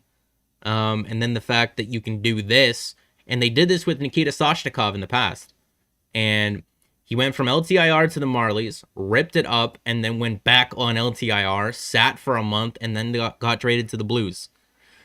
So there's no reason why they can't do this with Frederik Andersen and just wait it out. It's only a couple weeks. It's only a couple weeks. And then Andersen doesn't come back and be the backup in the playoffs being cold. He comes back having faced AHL competition, which is not exactly ideal.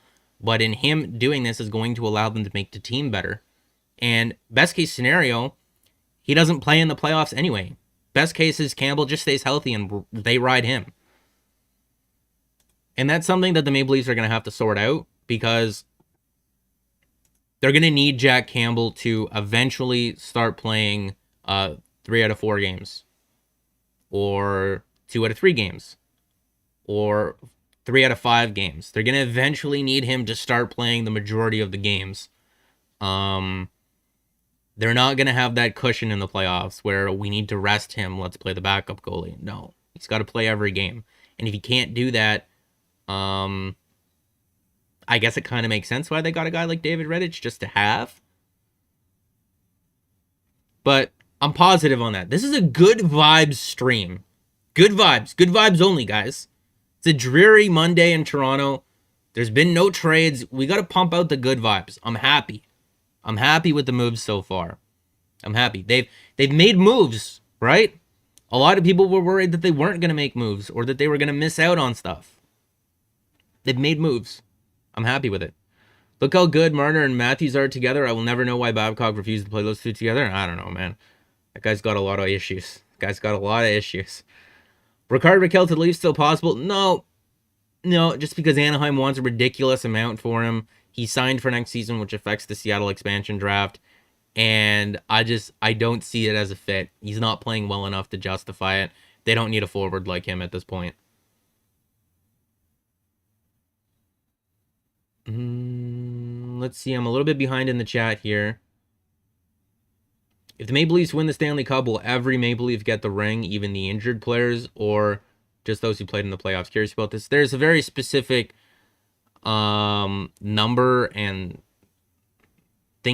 criteria that needs to be met for your name to be added on the cup. So I don't think that everyone's name will be added to the cup, but everyone will definitely get a ring. Everyone. They're going to be handing those things out like candy. Everyone's going to get one. I think Dangle said it best when he said most fans wouldn't even notice if they forgot to pick a third. If Campbell goes down with an injury, having Rittich would be well worth it. Yeah, it's one side of it, right? Because Toby Niemela was drafted in the 3rd round last year, and he won World Junior Championships Defenseman of the Tournament this year. So it's like not every 3rd round pick is going to be like that, but I think it's steep. It's a lot to give up for Dave Rittich, who might not play very many games, but he's insurance on a team who is going for it. And if you're going to go for it, you need the insurance marker. EA Sports has McDavid with a better shot than Matthews. I mean, the EA Sports video game is so underly funded. Like they got no budget and no staff. It's hard for them to produce a game that is close to an actual representation of things. This year, it's clear the teams are finding its way around the cap so they can have a stacked roster come the playoffs. Kucherov comes to mind. Do you think the league will amend this? Yes and no. They might try to simplify it. They might try to make it a little bit easier for teams to kind of navigate around it so that we don't have to jump through hoops in understanding things. But overall, the CBA has been extended, I believe. So I don't think that they're going to change everything. It's either you have a GM that understands how to do it or you don't. And some teams definitely do not. John, thank you for the 279. You definitely don't have to do anything like that, but I really do appreciate it. I do recognize you. You've been a long-time subscriber. I do read the comments. So I do recognize a lot of you guys. Thank you very much for the 279, John. What UFAs do you think might return? Spezza's a lock. Anyone else? It's up to him. It's up to him. If he wants to hang them up, he's gonna hang them up. If he wants to come back and play, I want him to come back and play. He's a hell of a lot of fun to watch. But I think that Zach Bogosian has a chance at coming back. I'm not sure Wayne Simmons or Joe Thornton. It depends. I'd like to have both of them back, but The salary cap might not work. Just their roles might not work. I don't know. There might be more options this summer. I hope our GTA region can open up. As long as it's safe to do so, yeah, I hope so too. NHL 94 has never been topped for the best hockey video game. No, NHL 14 was a legend. If you played NHL 14 or NHL 2008 or even NHL 2006, those were awesome NHL games. Awesome NHL games. Bad Leroy Brown. I mean, I see you in the comment section, Cheapman89. Every once in a while, I'll leave that comment. And I get the nickname Downtown Stephen Brown from playing baseball when I was like 8 or 9 years old. I'd made a really nice throw from the outfield, and my coach just started calling me in, and it just stuck. But I definitely heard him say bad Leroy Brown before, that same coach. So it's a nickname. The Rittich pickup might be a tryout for Campbell's goalie partner moving forward. Yeah, it might be. And you know what? If he performs well, I'm open to it. There's not very many options out there this summer anyway. There are definitely better options. Like if Linus Ullmark doesn't get extended, I'd be interested in him. If Jonathan Bernier wants to leave Detroit, I'd be interested in him. Depending on the Florida Panthers' cap space or their salary situation, I'd be interested in Chris Drieger. One of the Columbus goalies, maybe. I wouldn't hate Big Save Dave, but at the same time, I think we can shoot a little higher. That was my only issue with the trade. I think that we could shoot a little bit higher. Maybe not right now because of circumstance, but I think that we can shoot a little bit higher eventually. Spezza will come back. He's so close to 1,000 career points. I don't really think that he cares about the points. I honestly don't. I think he just loves playing hockey, and I love him for that. I'd like to see Dermott push the 7th. Can Josh Manson play left side? I wouldn't want him even if he could play the left side. Well, maybe, no. I would want Josh Manson in a third pair role. I don't think that he can play the left side, but I think that Anaheim wants way too much for him. I'm very confused with what the Ducks are doing. I think... You guys want a hot take from me? I think that the Leafs look at Ryan Getzlaf this offseason. He's the next Jason Spezza or Joe Thornton. I think that the Leafs look at Ryan Getzlaf this offseason. He might not want to, but it definitely does fit that description and what the Leafs have been doing over the last couple of years. It'd be really cool. It'd be really, really, really cool. And he's still a really good player on a really bad team. Spezza wants that ring, and I want that ring for him. He deserves the world. I wanted Antti Ranta. I wanted him too. It's the Arizona Coyotes. Again, they confuse me too. I have no idea what they're doing. They got no money. They got no draft picks. They got no prospects. They somehow find themselves in a playoff position. But at the same time, they're going to get bounced in the first round. I have no idea what they're doing. If the Leafs were to protect one goalie, who would it be? Healthy Freddie or Campbell? Campbell. It's time to move on. It's just time to move on. Is it me or is Josh Manson just too slow of a skater? I mean, you can be a slow skater and you can still be productive in the NHL. Joe Thornton's not the greatest skater anymore. John Tavares has never been the fastest guy out there. He still finds a way to be very productive. Josh Manson, I think, has taken a couple of steps back from what he was a couple of years ago, and the Ducks are valuing him like it's 2017. It's really confusing to me. Who's starting in net tonight? I don't know. Because aren't the Leafs playing Calgary? I swear that they're playing Calgary tomorrow. Like, where is that game? Depending on where that game is going to determine who's starting tonight, I think. Oh, damn it. Why is it so hard to find the schedule sometimes? Like, just something as simple as the schedule. Should be able to find in one quick Google search. Yeah, we play Calgary tomorrow at home. So David Rittich and the Calgary Flames were on their way to Toronto anyway. But they're playing in Montreal tonight. So I don't know. I think that David Rittich plays the game against Calgary immediately, which is going to be interesting and a little bit funny. And hopefully they lay an egg. Hopefully they lay an egg. I think they haven't sent down Hutch yet, though. I'm not 100% sure. We're gonna have to wait until it gets closer to game time. Imagine Rittich plays tomorrow. Yeah, more than likely. If they play, yeah, they play in Montreal tonight. It's not gonna be David Rittich tonight.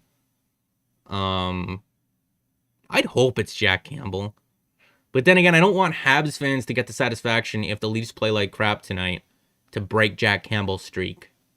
I don't want Habs fans to have that. But this is a good vibe stream. Jack Campbell's going 12-0-0. He's going undefeated the rest of the year. Montreal and Calgary back-to-back Monday and Tuesday. Yeah. And then they play Winnipeg at home.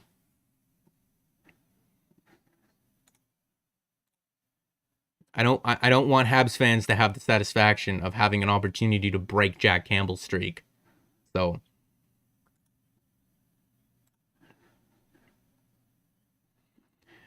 we can probably look at some more armchair GMs. I know there's not really anything too imminent or too exciting to talk about right now on stream, but we can definitely look at some more armchair GMs because I think that's always fun. It's always fun seeing what other people think. Because if you look at what other people think, and then you look at your own opinion, and then you look at the rumors that are out there, you can find some kind of middle ground. And that's the important thing. Ducks trade. Let's see what this person is giving up for. No way. No way. See, this is the problem that I have with Josh Manchin and Rickard Rakell. The Anaheim Ducks, no way. This is crazier than my take on David Rittich last night. This is so much worse than my take on David Rittich last night. So much worse. Oh my god. No. See, this is why it's a gold mine. It's a gold mine. You see things like this, and you can have an overreaction to it. It's a gold mine. I don't know why any other person who does hockey stuff on YouTube isn't using this as content, because this is crazy. This is crazy. No way in hell. No way am I giving that up for those two guys. They're not even having good seasons. They're not even having good seasons. It'd be different. They have reputations as good players, but they're not having good seasons on a team that is not very good. That's why Taylor Hall only went for a second, among other things. Off topic, where can I get the best deal for a Leafs jersey?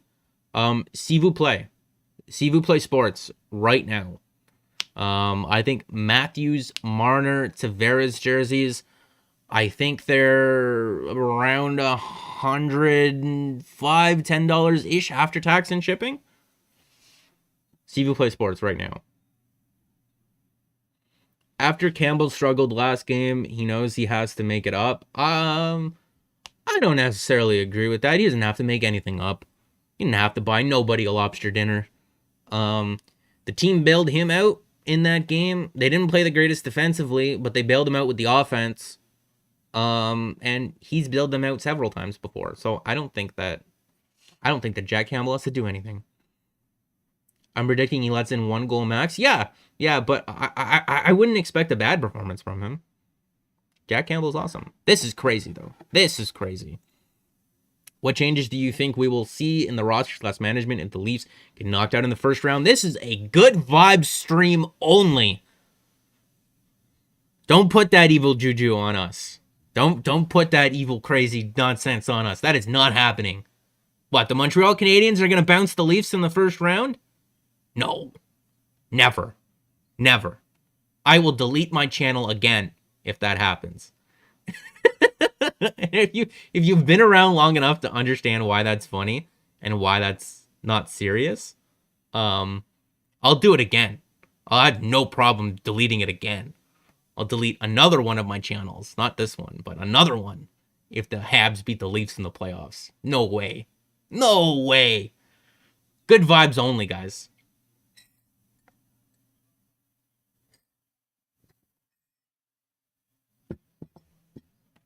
Did you hear Hall say that he wants to play for the Bruins because he doesn't want to be the focal point of a team? I mean, that would be smart for him. Look at what Phil Kessel was able to do in Pittsburgh. If you're Taylor Hall, how do you not look at Phil Kessel, maybe minus the hair loss, and say that you don't want to be him? Right? Phil Kessel left the Toronto Maple Leafs, went to the Pittsburgh Penguins, was a complimentary player, won 2 Stanley Cups, and almost won a Conn Smythe Trophy. If you're Taylor Hall, again, how do you not want that minus the hair loss?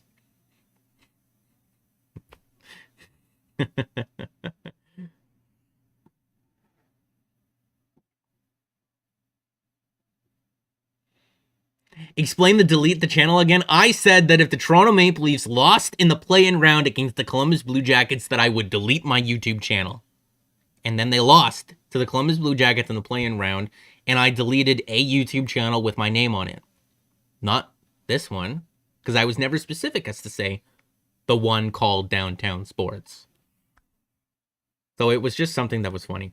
It was just a for fun thing to get people hyped up. Because I wanted people to be hyped up. Jeff Merrick named his sons TJ and Brody. They must be huge fans of TJ Brody.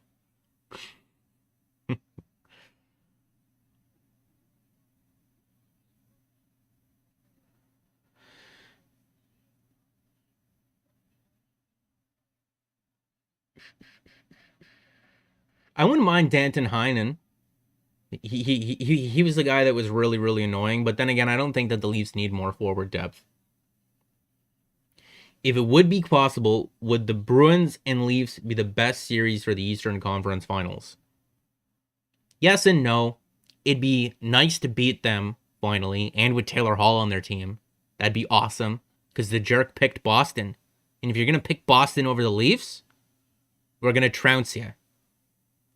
But Boston's just not the same team anymore, man. They don't have Chara. They don't have Nathan Horton. They don't have Gregory Campbell. They don't have Milan Lucic.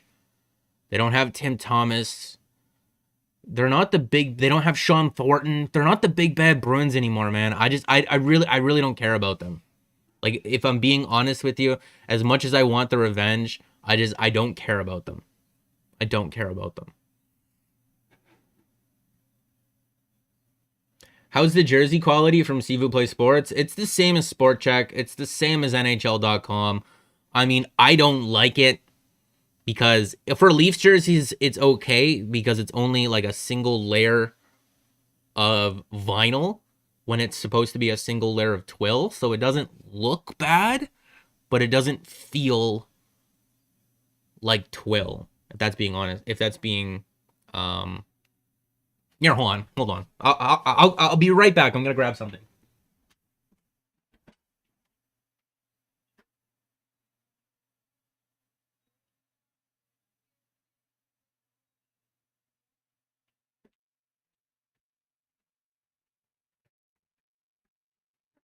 So I have a Max Domi Montreal Canadiens jersey, and this is from the Montreal team store.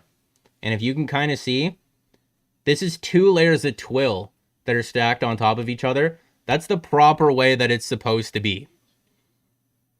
But if you were to buy this jersey from NHL.com or Sport Check or somewhere else, it would be 1 layer of vinyl that is 2 colors. And that is not the correct way to do it. So for Leafs jerseys, where it is only 1 layer of vinyl, it doesn't look that bad. But if there's 2 layers, it's going to look bad. It's going to look really bad. By the way, this Max Domi jersey was only $45. So, $45 for this Max Domi jersey.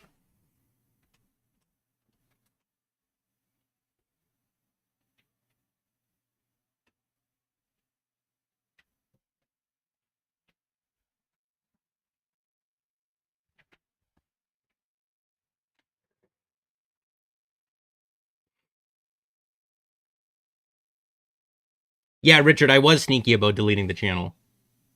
Talk it into existence? Yeah, man, that's what you got to do. Positive vibes only. You got to speak things into existence. And that's what we did here on this channel. or what we tried to do here on this channel in the Columbus series. It didn't work out, but it's okay. It's okay. Bring back Connor Brown. If there was no salary cap, I would love Connor Brown on this team. Would love him. You have a signed Phil Kessel jersey? I sold a signed Phil Kessel jersey like last week. I have a team issued Phil Kessel jersey. It's just hanging. Oh, jeez. I don't know if I'm going to be able to do this properly. I don't know if you're going to be able to see it or not. Turn. No, I can't do it without knocking over a water bottle and making a huge mess. So you guys aren't going to be able to see the Phil Kessel team issued jersey. You hear about Robertson in tonight? Yeah, I'm super stoked about that. Super stoked about that. Hi, Steve. What do you think of the Leafs moves so far? Do you think they're done? No, they're not done. Chris Johnson said that they are not done. They want to get that depth defenseman. And if they do, I'll be really happy. I'll be really happy with what they've done if they get that depth defenseman. Matthew. You think that I'm going to repeat that on stream without looking it up? Without looking it up.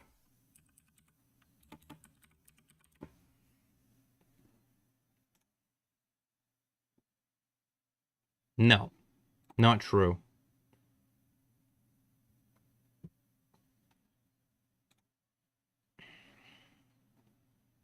No, I'm looking over Twitter right now. I'm sorry if I'm quiet.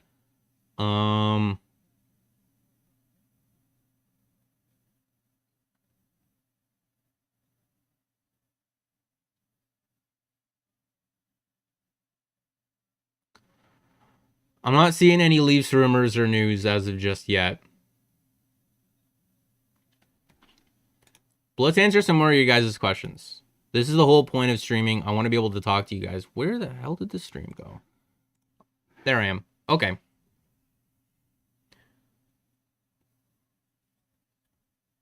Congrats on being one of the few not cringe hockey YouTubers. I mean, I'm trying not to be as shouty. I'm trying not to be as loud. I'm trying to be a little bit less opinionated, and I'm trying to pick my battles a little bit more. Last night, I definitely did not do a good enough job because I was very, very harsh and lost sight of the fact that the Toronto Maple Leafs are all in. They're all in. They're all in. So a third-round pick really doesn't mean that much in the grand scheme of things. I would have liked to have gotten David Rittich a little bit cheaper than that. I would have liked to have gotten Nick Foligno a little bit cheaper than what they gave up for him. But I'm okay with it. I'm okay with it. You have a Marner jersey signed by Marlowe on the outside, and Chris Johnson signed it as well. I think I saw. Did you post that about that on Twitter? I remember hearing about that, or I remember Chris Johnson talking about it somewhere, that he signed someone's jersey.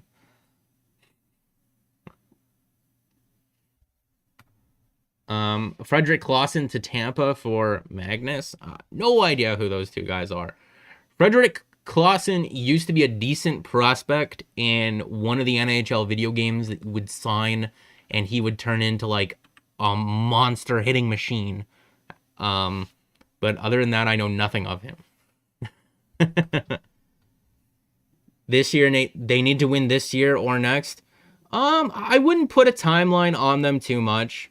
They got time. They definitely don't need to rush things, but they need to be mindful of the window that they have, right?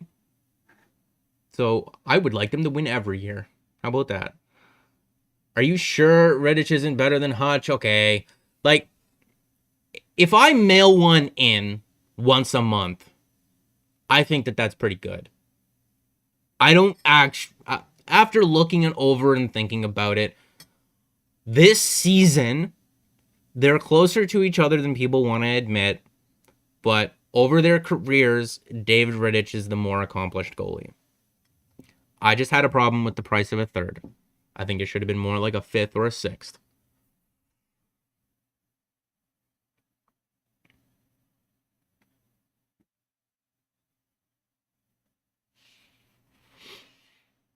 There is a timeline on Tubis? Yeah, yes and no. I would just like to see progression. Let's Let's start making it past the first round. It's fully his team. Fully his team. If it sucks, it's on him. We beat the Jets in game 6, Habs in 5.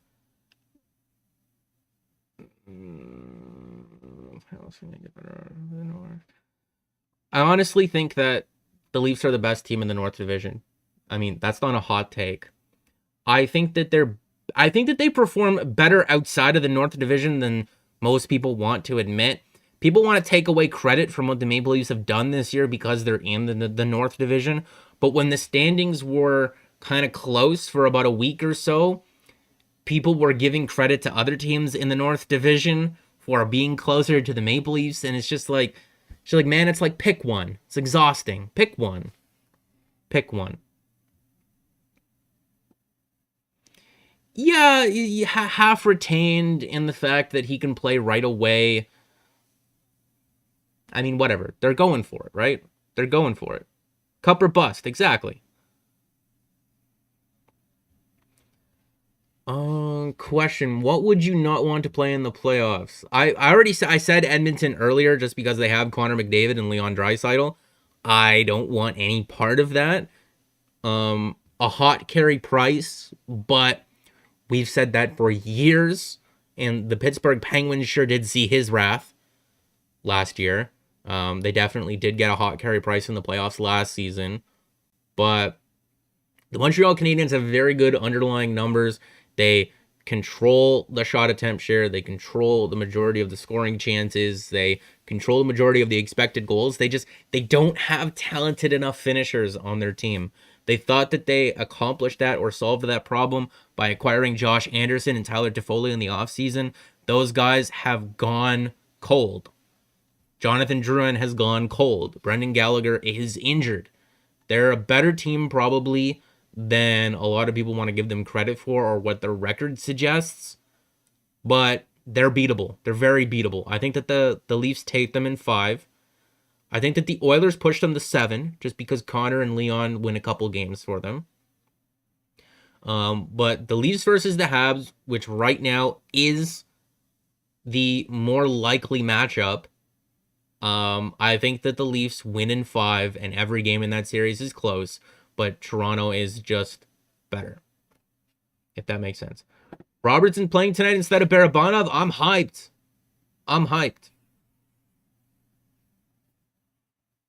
Because there's so many contracts ending next year. Are the Leafs going to be worse than this year? No.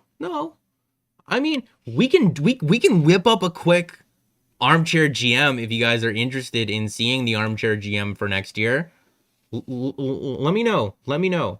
We can definitely roll through our own armchair GM for next season if you guys want to do that on stream. I mean, there's not a whole ton happening. I'm kind of just waiting for breaking news.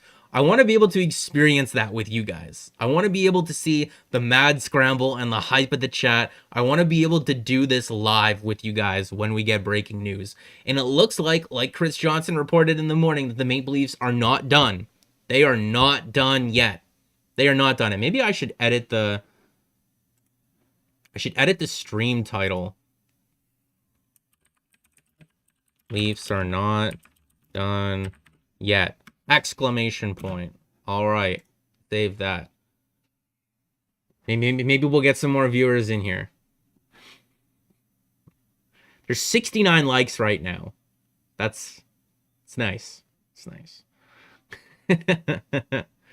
Yeah, I mean, you can never count out Carey Price, but at the same time, the rest of the Montreal Canadiens sure do. They don't really put up that much of a threat.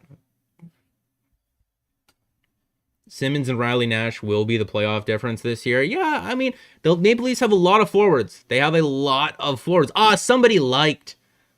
Now there's 70 likes and not 69. I mean, I'm definitely not going to complain. Definitely okay. 77. You guys, you guys are awesome that way. Leafs almost got Mente, but Ottawa got him. The next person I want is Alexiak. Yeah, the Maple Leafs were definitely interested. I saw that they were mulling over putting in a claim on him, but there was no way that he was making it all the way down to the Leafs. Ovechkin is a free agent next year. Ovi, Matthews, Marner line. That'd be nice. I mean, I don't think that Ovi leaves Washington, but it would be cool. It would be cool. 69 dislikes? No. I mean, if you guys want to dislike the stream, it doesn't bother me. So. Clickbaity, but not really? No, I didn't say that. Chris Johnson said that the Leafs are not done. It's not clickbaity at all. Chris Johnson's a trusted news source. I would think so.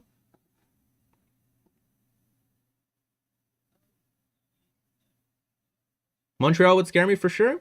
A little bit, but not too much. A little bit, but not too much. I think that, like I said, I think that every game is close, but the Leafs beat them in 5. Trade Kerfoot for a better defenseman. I think they can get a better defenseman without trading Kerfoot, but if they need to in order to get that better defenseman, fine. Fine. Will Thornton be used in the playoffs after these trades? Well, he's playing like I've said, he's playing 14 minutes a night. Jason Spezza is playing closer to 11. If he plays less minutes, I wouldn't be too upset by that. I don't know. It's going to be tough. It's going to be tough. Like there's all of these guys here. There's all of these guys. They have so many forwards. Not everyone's going to be able to play every game. Ah, yes, the man who called the Leafs a juggernaut and jinxed us. Chris Johnson, once again a nemesis.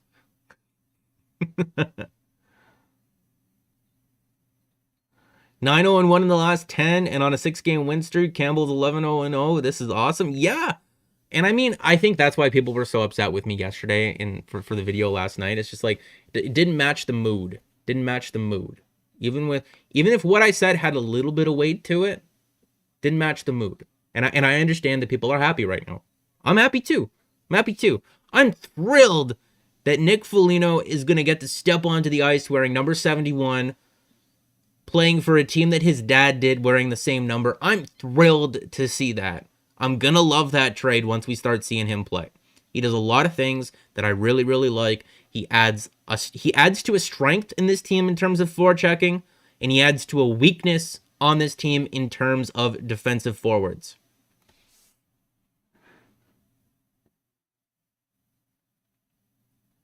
What do I think about Laine? I don't know, man. It's the similar to Taylor Hall. The guy's got a bad rap for whatever reason.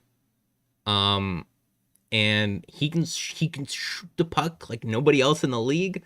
It's just, when I seen him go to the Columbus Blue Jackets, I automatically thought that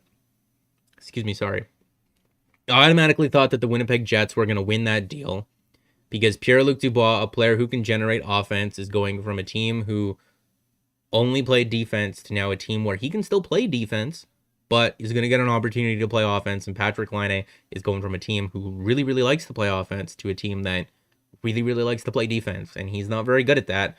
And Torts is pulling a Babcock. Stop asking the sports car to tow the boat, man. Stop asking the sports car to tow the boat. Let him score goals. Just let him score. We need Wellwood again. Kyle Wellwood was an awesome player for the Toronto Maple Leafs for a very long time, or for a couple of seasons at least. And then he also went to Winnipeg, along with Nick Antropov.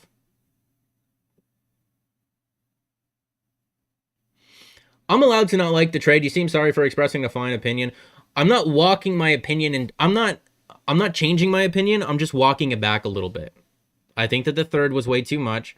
I don't think that he's had a very good season, but I think I lost sight of the Maple Leafs going for it and needing some insurance. And that's what he is. And if the third is the price to pay for that, I'd rather have him than not have him. Kulikov to the Oilers. What did they said that like 4 or 5 times now? With everyone healthy, what's your lineup? I don't know.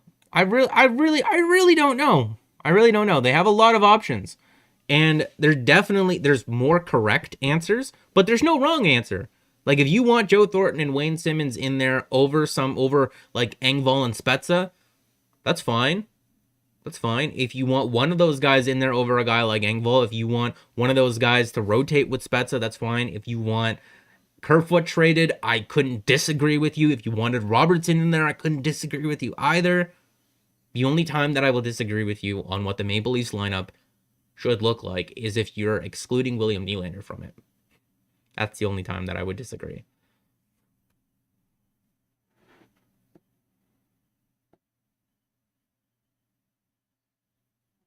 I have no idea how the lines are going to look like right now. Voice crack. But right now, the Maple Leafs have a lineup spot open for, William Nylander's not playing right now. So they have 2 lineup spots open for 3 players. They have 2 lineup spots open for 3 players right now. And Nick Robertson is playing tonight. So who's sitting? Who's sitting? One of Joe Thornton or Wayne Simmons have to sit tonight. Or sorry, well, no, not tonight. Sorry. My bad, my mistake. They have 3 lineup spots open right now. So all these guys are going to get to play. All these guys are whatever the lines look like. I think it was Robertson on a line with Engvall and Simmons, something like this. I don't know. I'm not 100% sure yet, but they have 3 players for 3 spots right now, and then once Nick Foligno gets here, they're going to have to remove someone. Once Nylander comes off the COVID protocol list, they're going to have to remove someone else, and once Riley Nash comes back in the playoffs, they're going to have to remove someone else. So it's always nice to have internal competition, and that's what the Leafs had before losing Boyd and VC to waivers, and they've restored that now. So I don't, no matter who plays, I don't think I'm going to have too big of a problem with it. Del Zotto? Del Zotto's been okay this year. He's been okay. Not playing the highest of roles. Oh, where's he playing? He plays... Oh, I was looking him up last night. That was the other defenseman that I was looking at. It was friggin' Michael Del Zotto. There's so many memes with him over the years. If you're not aware of the memes, I'm not gonna repeat them. But if you know them, they're really, really funny. Let's just take a look at Michael Del Zotto.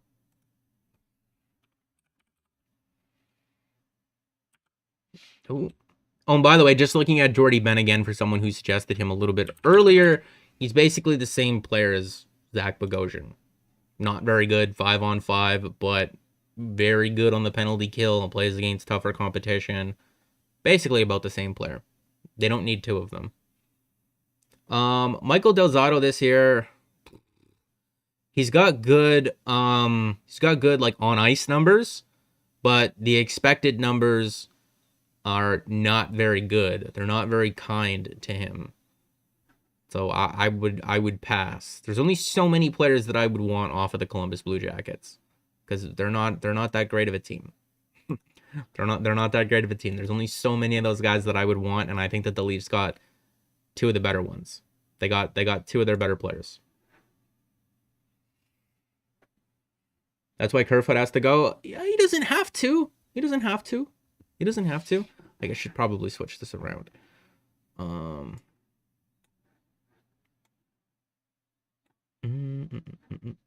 Where did I put Nick Foligno? Oh, geez, everything's a mess right now.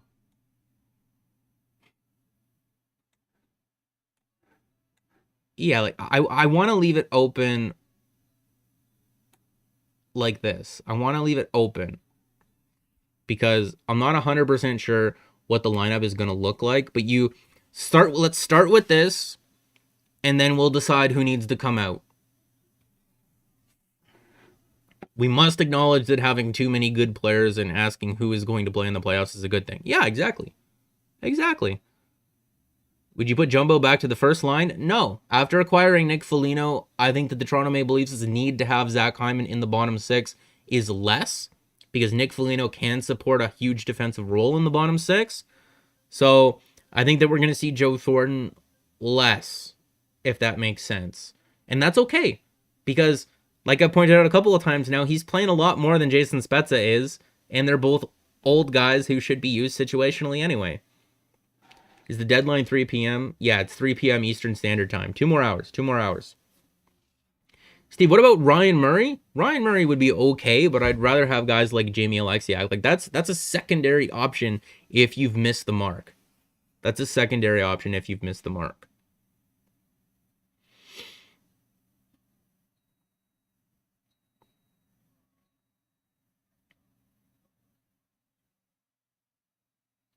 Who's the backup when Andersen's back? Andersen.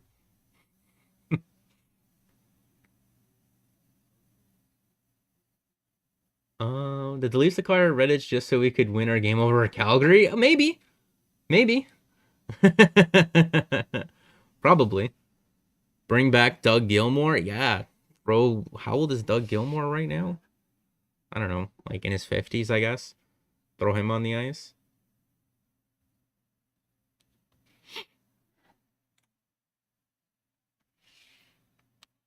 Andersen is Campbell's backup. Yep. Playoffs. Ride the hot goalie. Exactly. If Campbell were to go down in the playoff and Andersen steps in and plays hot, I don't know. I guess you have a goalie controversy then. I don't expect that to happen. I don't want Jack Campbell to get hurt. I want Andersen to play better, though. Do I remember the name of my first subscriber? No clue. No idea. No idea. And it's not anything against that person. I just don't remember. Are you annoyed that the Leafs didn't acquire Hall given what he went for? No, because Taylor Hall had a full no move clause, and he chose his destination. He chose the destination. Buffalo had no control over where this guy was going at the end of it. If teams submitted offers and Taylor Hall looked at them and he said that, I'm not really sure, I don't really know, let me think about it, the Toronto Maple Leafs, you can't afford to play the waiting game. Because if you play the waiting game with Taylor Hall and he doesn't pick you, you're left with nothing. So, to me, that was a Mickey Mouse situation that had a Mickey Mouse result to it. So, I'm not too mad. Doug Gilmour's not younger than Joe Thornton. I find it silly people are still debating who the number one is. I mean, I'm all in favor of riding the hot hand. It's a big game of hot or not. It's a bad joke. Hall wasn't the player we needed. Foligno is the player we need.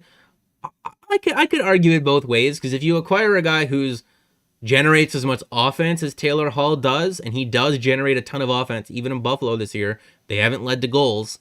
That's not necessarily his fault, but if you grab a guy like Taylor Hall who generates that much offense, is that good offensively, then you can move Zach Hyman into the bottom six, and Zach Hyman could take on that role that Nick Foligno is going to be playing in the Maple Leafs' bottom six. I don't know. Maybe Nick Foligno sees a top six role. I don't know. The dude did play first line minutes in Columbus. He's coming from the Blue Jackets where he played 18 minutes a night. I don't necessarily think it would be best to play him 18 minutes a night because he doesn't really generate much offense at all. And you need some offense on that top line. On that top line, you need a balanced player. You need a balanced player on that top line. Nick Foligno, heavily weighted towards defense. You're not acquiring him to put him in spots to score. That just wouldn't be the smart thing to do. Collab sometime? Yeah, I mean, I'm down with collabing with other YouTubers and other people and stuff like that. Just hit me up on Twitter, and we'll see if we can work something out. I'm hoping for Alexiak, but if not, we need another left-handed D. What about Zadorov or Goligoski? Yeah, Zadorov, Goligoski, Ryan Murray, Michael Delzato to a lesser extent, but also Rasmus Sandin, right? If Rasmus Sandin comes back and is healthy, he could definitely be the depth that we're looking for as well. Janmark to Vegas. Cool. The Leafs had interested in Janmark in the offseason. He's had an okay year in Chicago. But after the additions that we made, I don't think I'm really looking at him too much. Would love to see a collab. Yeah, sure. Just shoot me a DM on Twitter and we'll see if we can work something out.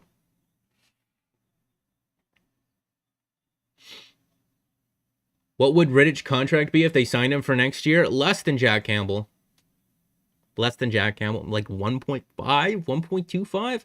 Like, I don't know. You got to look at the other options that are available, and if there is no other option, then he might get a little bit more money. But I don't see how it's more than Jack Campbell. He's taking a pay cut.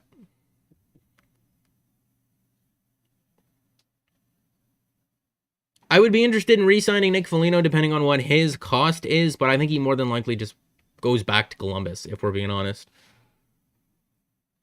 Spezza Foligno post Ottawa? Yeah, that's cool. Jamie Alexiak? Would love him. Would love him. I mean, this is a tough day. I don't know how much longer I am going to be live for. I wanted to be live for the majority of the trade deadline. But we're not really getting any news or anything, but I am happy to just sit here and answer your guys' questions. I am happy to do that. Would you be satisfied if the Leafs stopped here on the deadline? No. I think that they need another defenseman. They need another defenseman. Money in term, no idea. I haven't looked into it. They got about, if Kerfoot isn't coming back next year, they have about $6 million to play with between replacing Kerfoot and getting another goalie. And that's if you were to give Zach Hyman. I mean, let's just do it. Let's just look at an armchair GM for next season. Let's look at an armchair GM for next season. Ooh, sorry. I clicked it for this year. Let's look at an armchair GM for this year. Or next year, sorry.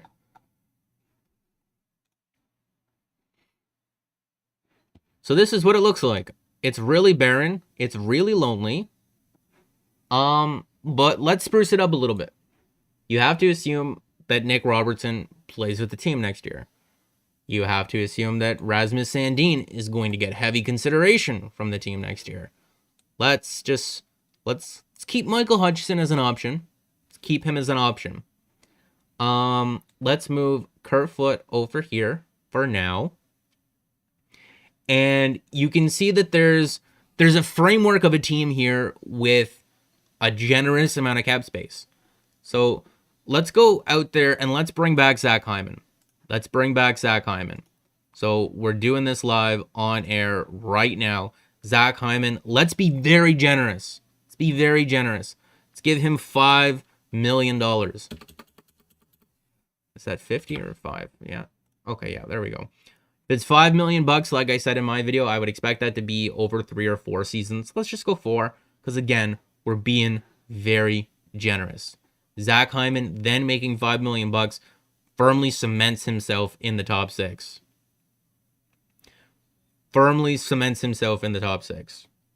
So at this point, you got about $11 million left. Is there anyone else that we want to bring back? Well, I would really like to bring back a guy like Jason Spezza. And league minimum goes up to $750,000 next year. So Jason Spezza, I would like to have him back if he wants to come back for league minimum next season. So now we got about $10 million left. We still need another defenseman. We still need another goalie. We still need to fill out the 4th line here and there. I've really liked Alex Galchenyuk. And he is going to be a UFA this year. Let's say, just to be kind to him, because Soupy got 1.6. Let's say Chucky gets 2 mil.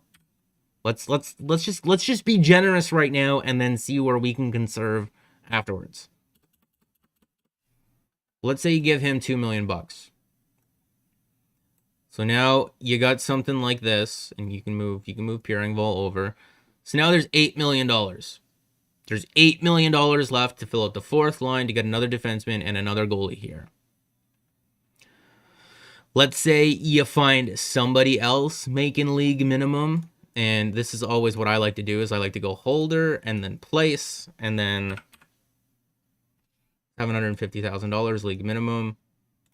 Right wing. So now we have $7.4 million left. Bring back Simmons for $1 million. I don't know. I don't know. There might be better options out there. But let's finish out filling out the roster and then see where we can make changes. So for this third pair, I would like to see the Maple Leafs either use Timothy Liljegren or bring back Zach Bogosian. Let's see if we can do both.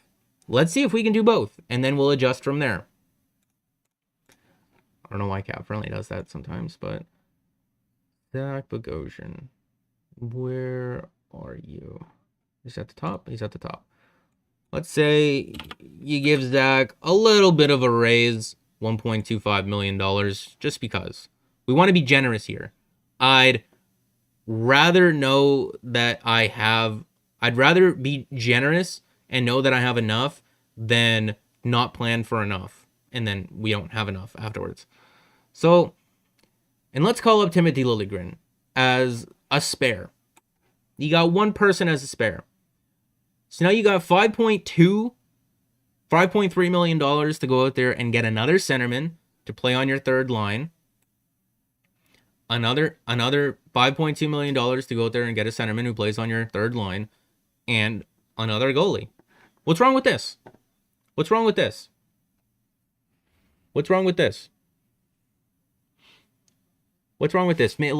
you sign a goalie for about $3 million. That leaves you with enough money to maybe bring back a Riley Nash. I wouldn't hate that.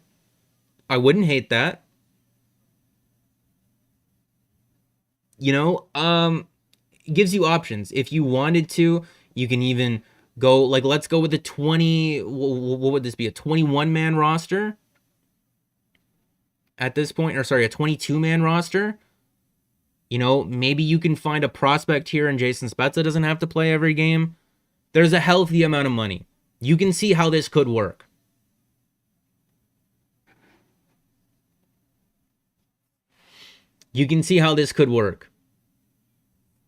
Yeah, I can see Galchenyuk wanting to come back. They actually gave him a shot. They were patient with him. Why not? And I'm being generous. The $2 million is generous. That's a raise on what he's making right now. Zach Hyman, the $5 million on him is generous. If it's a longer term, it more than likely comes down. I would really like to see Zach Hyman sign a $4.25 million 4 or 5 year deal. I'd really like that. I'd really like that. And that would give the Maple Leafs a little bit more cap flexibility. Like, they have options. They're not tight to the cap at all. Especially, like, let's say you wanted to keep a guy like Kerfoot. Like, let's plug him in here. Things get a little bit tight. You more than likely wouldn't be able to carry an extra. So, this is with a 20-man roster now. You'd have about $2.6-ish million. You'd have about $2.6-ish million with a 20-man roster, and Kerfoot's still around. But I don't think that Kerfoot does come back. I think that you can find someone who is more effective, who makes less money. I'd be really open, if Riley Nash plays well in the playoffs, I would be really open to bringing him back. And if he makes around $2.5-ish million, that would be awesome. That'd be awesome. You can afford to do that at that point. Because you can have this. You can get someone else here making close to league minimum. So let's do that. Let's add that in to see the actual number.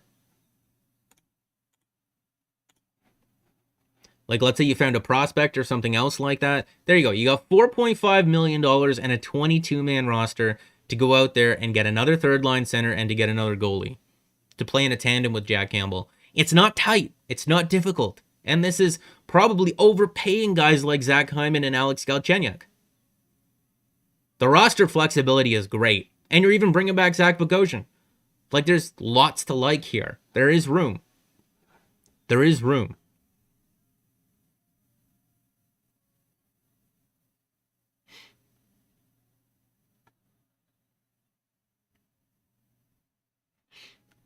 Do you guys have any more questions and things and stuff like that? I think I really like this. I think that the Maple Leafs have a lot of flexibility this offseason. I think that we're going to see moves. We're going to see trades, but you have to give guys like Rasmus Sandin an opportunity next season, and you have to leave a window open for Timothy Liljegren. You can't just leave him in the American Hockey League. You have to leave a window open for him at least. And they more than likely don't carry 22 skaters anyway, so Timothy Liljegren is either playing with a big team or not. So that leaves you $5.4 million to go out there and get another third line center and another goalie and have Jason Spezza as a spare. What's wrong with this? What's wrong with this? I don't know. What do you guys think? What do you guys think? Do we love this? Do we hate this? Is there more that you guys would want from a roster in the offseason? Like, what's wrong with bringing back Riley Nash if he plays well? And then getting another goalie. And then you can always add at the deadline next year, too. I think that this would have more cap flexibility than what the Leafs had to play with this year. There wouldn't be any LTIR shambles or shenanigans going on unless there was a major injury. I think Liljegren makes the team next year. Does Joey Andersen get in next year? Possibly. Yeah, quite possibly. Like, they could be one of the placeholders. They could be one of the placeholders. Adam Brooks could be one of the placeholders. I don't know. There's lots of options. Philip Hallander could be one of the placeholders there. There's lots of options. There's lots of options for the Maple Leafs. Janmark to Vegas. Cool. Kerfoot likely gets claimed by Seattle. Yeah, that's more than likely what I've been saying. Either Dermott or Kerfoot, and if you don't lose Kerfoot to Seattle, you more than likely look to deal him anyway, because you could get something cheap. You can get someone cheaper that does about the same. It's really weird. Kerfoot's production at 5-on-5 has actually gone up from when he was with the Colorado Avalanche to coming over to the Toronto Maple Leafs. But the Toronto Maple Leafs haven't played him as much on the power play as Colorado did. So he's not getting as many points because he's not being afforded the same opportunity that he has in Colorado. It would not surprise me, just like we've seen with Kasperi Kapanen, just like we've seen with Connor Brown, if Alexander Kerfoot goes elsewhere with more minutes and puts up more points. And people are going to be upset about it. Nazem Kadri too. It's not going to surprise me at all. It's just those minutes are not available on the Toronto Maple Leafs. Maybe this year they are because the power play sucks and I'm really willing to try anything. But ideally, there is not power play time available for Alex Kerfoot. There just isn't. Did we go down in likes? Did people unlike the stream to try to get it closer to 69 likes? You guys are mad, lads. You guys are mad. You guys are absolutely insane. You know what? If we can stay at 69, I wouldn't mind. It's a nice, chill stream. It's a nice, chill stream. Would you expose Muzzin to protect 7-3-1 and then pay Francis not to take him? No. Jake Muzzin is way too good to do that. He's way too good. Like, insanely good. Like a lot of people, like I know Babcock didn't appreciate Jake Muzzin when he first got traded over here, but Jake Muzzin is extremely good. Like crazy good. He's one of the Maple Leafs' best defensemen. And even if you're looking at a guy like TJ Brody this year hasn't scored very much, so his number is going to be lower more than likely. Brody is so good. He's so good. Both of those guys. Love both of them. So much. I don't think that they do anything crazy like that with the Seattle expansion draft. I think it's very easy to navigate. Matthews with another Hattie tonight, 50 and 50. 50 and 50 would be very alive, and I know it needs to be 50th goal in the team's 50th game, but if he scores 50 goals in his 50th game this year, or by his 50th game this year, we're counting it. I don't care what the record book says. I'm going to say that Matthews scored 50 and 50 if he does it. If he gets another hat trick tonight, it's back on. Rank the Leafs' top 6D?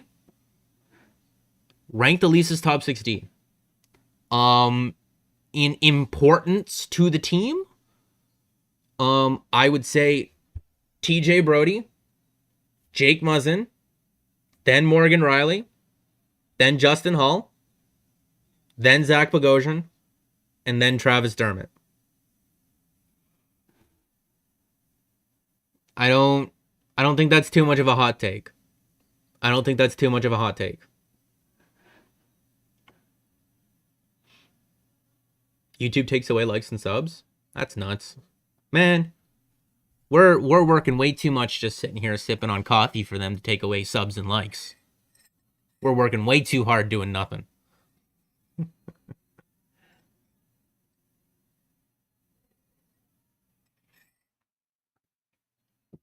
Do the Leafs re-sign Rielly next year? No idea. His closest comparable to me is the Torrey Krug contract. It's the Torrey Krug contract that he signed with the St. Louis Blues.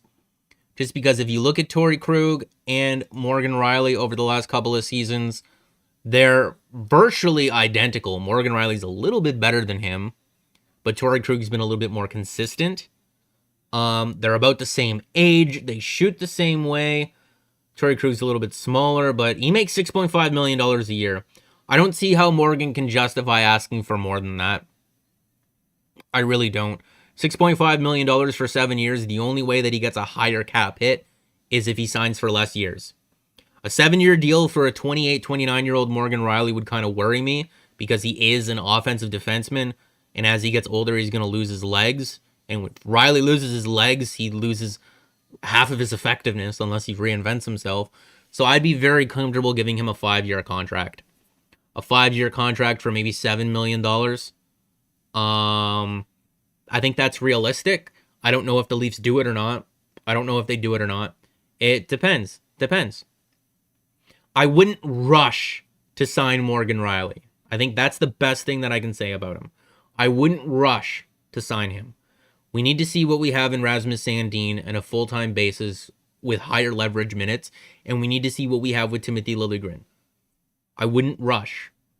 That's why you need to leave the window open for Timothy Liljegren, and you need to leave the door open for Rasmus Sandin next year. You can't go into that without knowing. You can't go into the Rielly negotiations without knowing what you have in Sandin and Liljegren.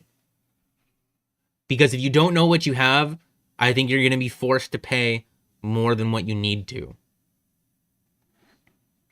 How long is the Leafs Cup contending window? As long as Matthews and Marner are here. As long as Matthews and Marner are here. I mean, like, does anyone really count out the Blackhawks? I mean, maybe over the last couple of years, yeah. But does anyone really feel confident in counting them out? Maybe. Like, they're retooling a little bit right now. But if they were healthy, because they haven't had Jonathan Toews all season long. Alex DeBrincat, he's been injured. Dylan Strome, he's been injured. Duncan Keith is not the same defenseman anymore. They've gotten pretty good goaltending, but is anyone really counting them out if they're able to retool and come back with some decent defense and a decent goalie? If Jonathan Toews comes back next year and Patrick Kane are really good, no, I don't think anyone is counting them out. I don't think that anyone is counting out the Blackhawks. So as long as the Leafs have Matthews and Marner, I don't think you can count them out. I mean, you can if you want to, but you'd be wrong. You can if you want to, but you'd definitely be wrong. Auston Matthews is in the chat? Oh my god. Bro, like, can you score a couple more goals tonight? For me and everyone in the chat, can you score a couple more goals tonight? I'd be really happy.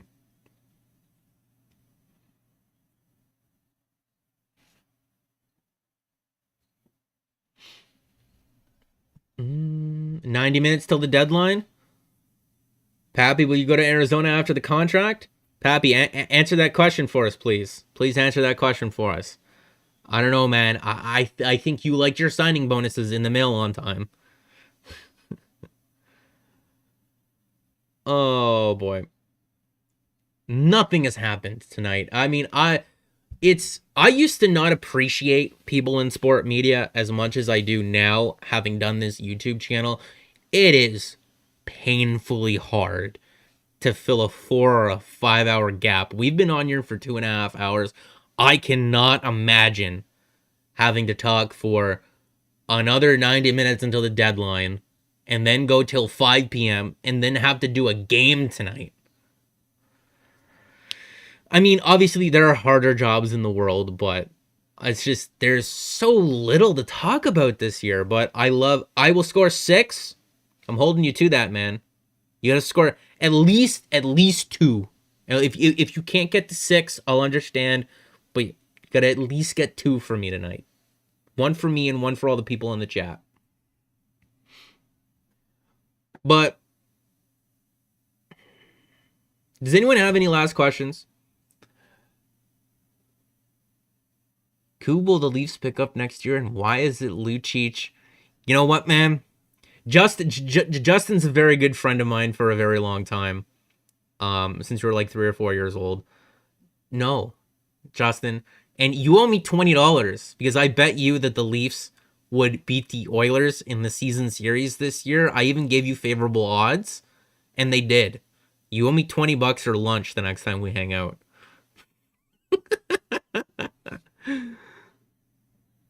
Did you think I was going to forget? Never.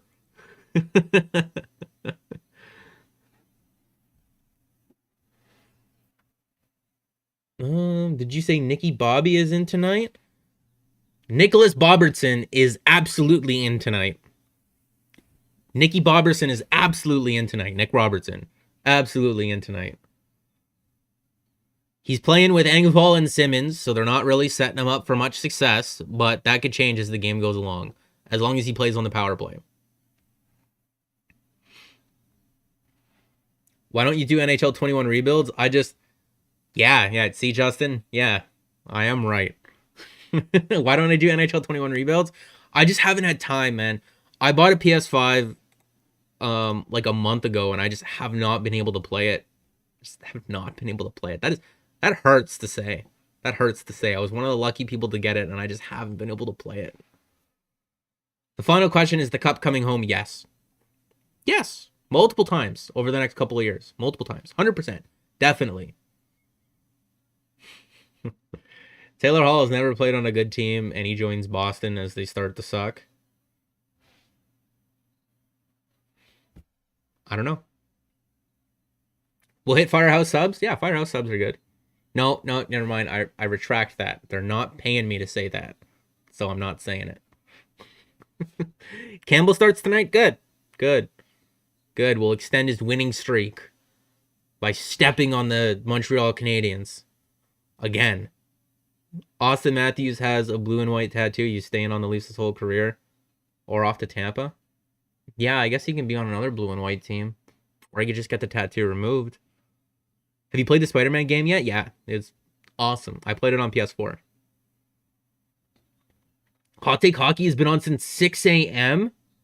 Oh my god, he streamed till 3:30 in the morning yesterday and said that I'll try to be up by like 8 or 9. If he's actually been on since 6 a.m., that is insane. That is insane. You know what, guys? I am gonna close out the stream, but before we do that, I want to send you guys over to Hot Take Hockey. I want to do a stream raid. So I'm gonna leave the link to his stream in the chat, and I want you guys to go over there, and I want you to raid Hot Take Hockey. Whoever's here right now, I want you to go over to Hot Take Hockey and say hello. Tell him that Downtown Sports sent you. Tell him that we love him over there. I'm going to drop the link in the stream. I want you guys to go over there and raid John over at Hot Take Hockey. He's an awesome guy. He's so positive. He calls it as he sees it all the time. I want you guys to go over there and say hello to John for me. All right? I am going to be closing out the stream, but I want you to go over to Hot Take Hockey.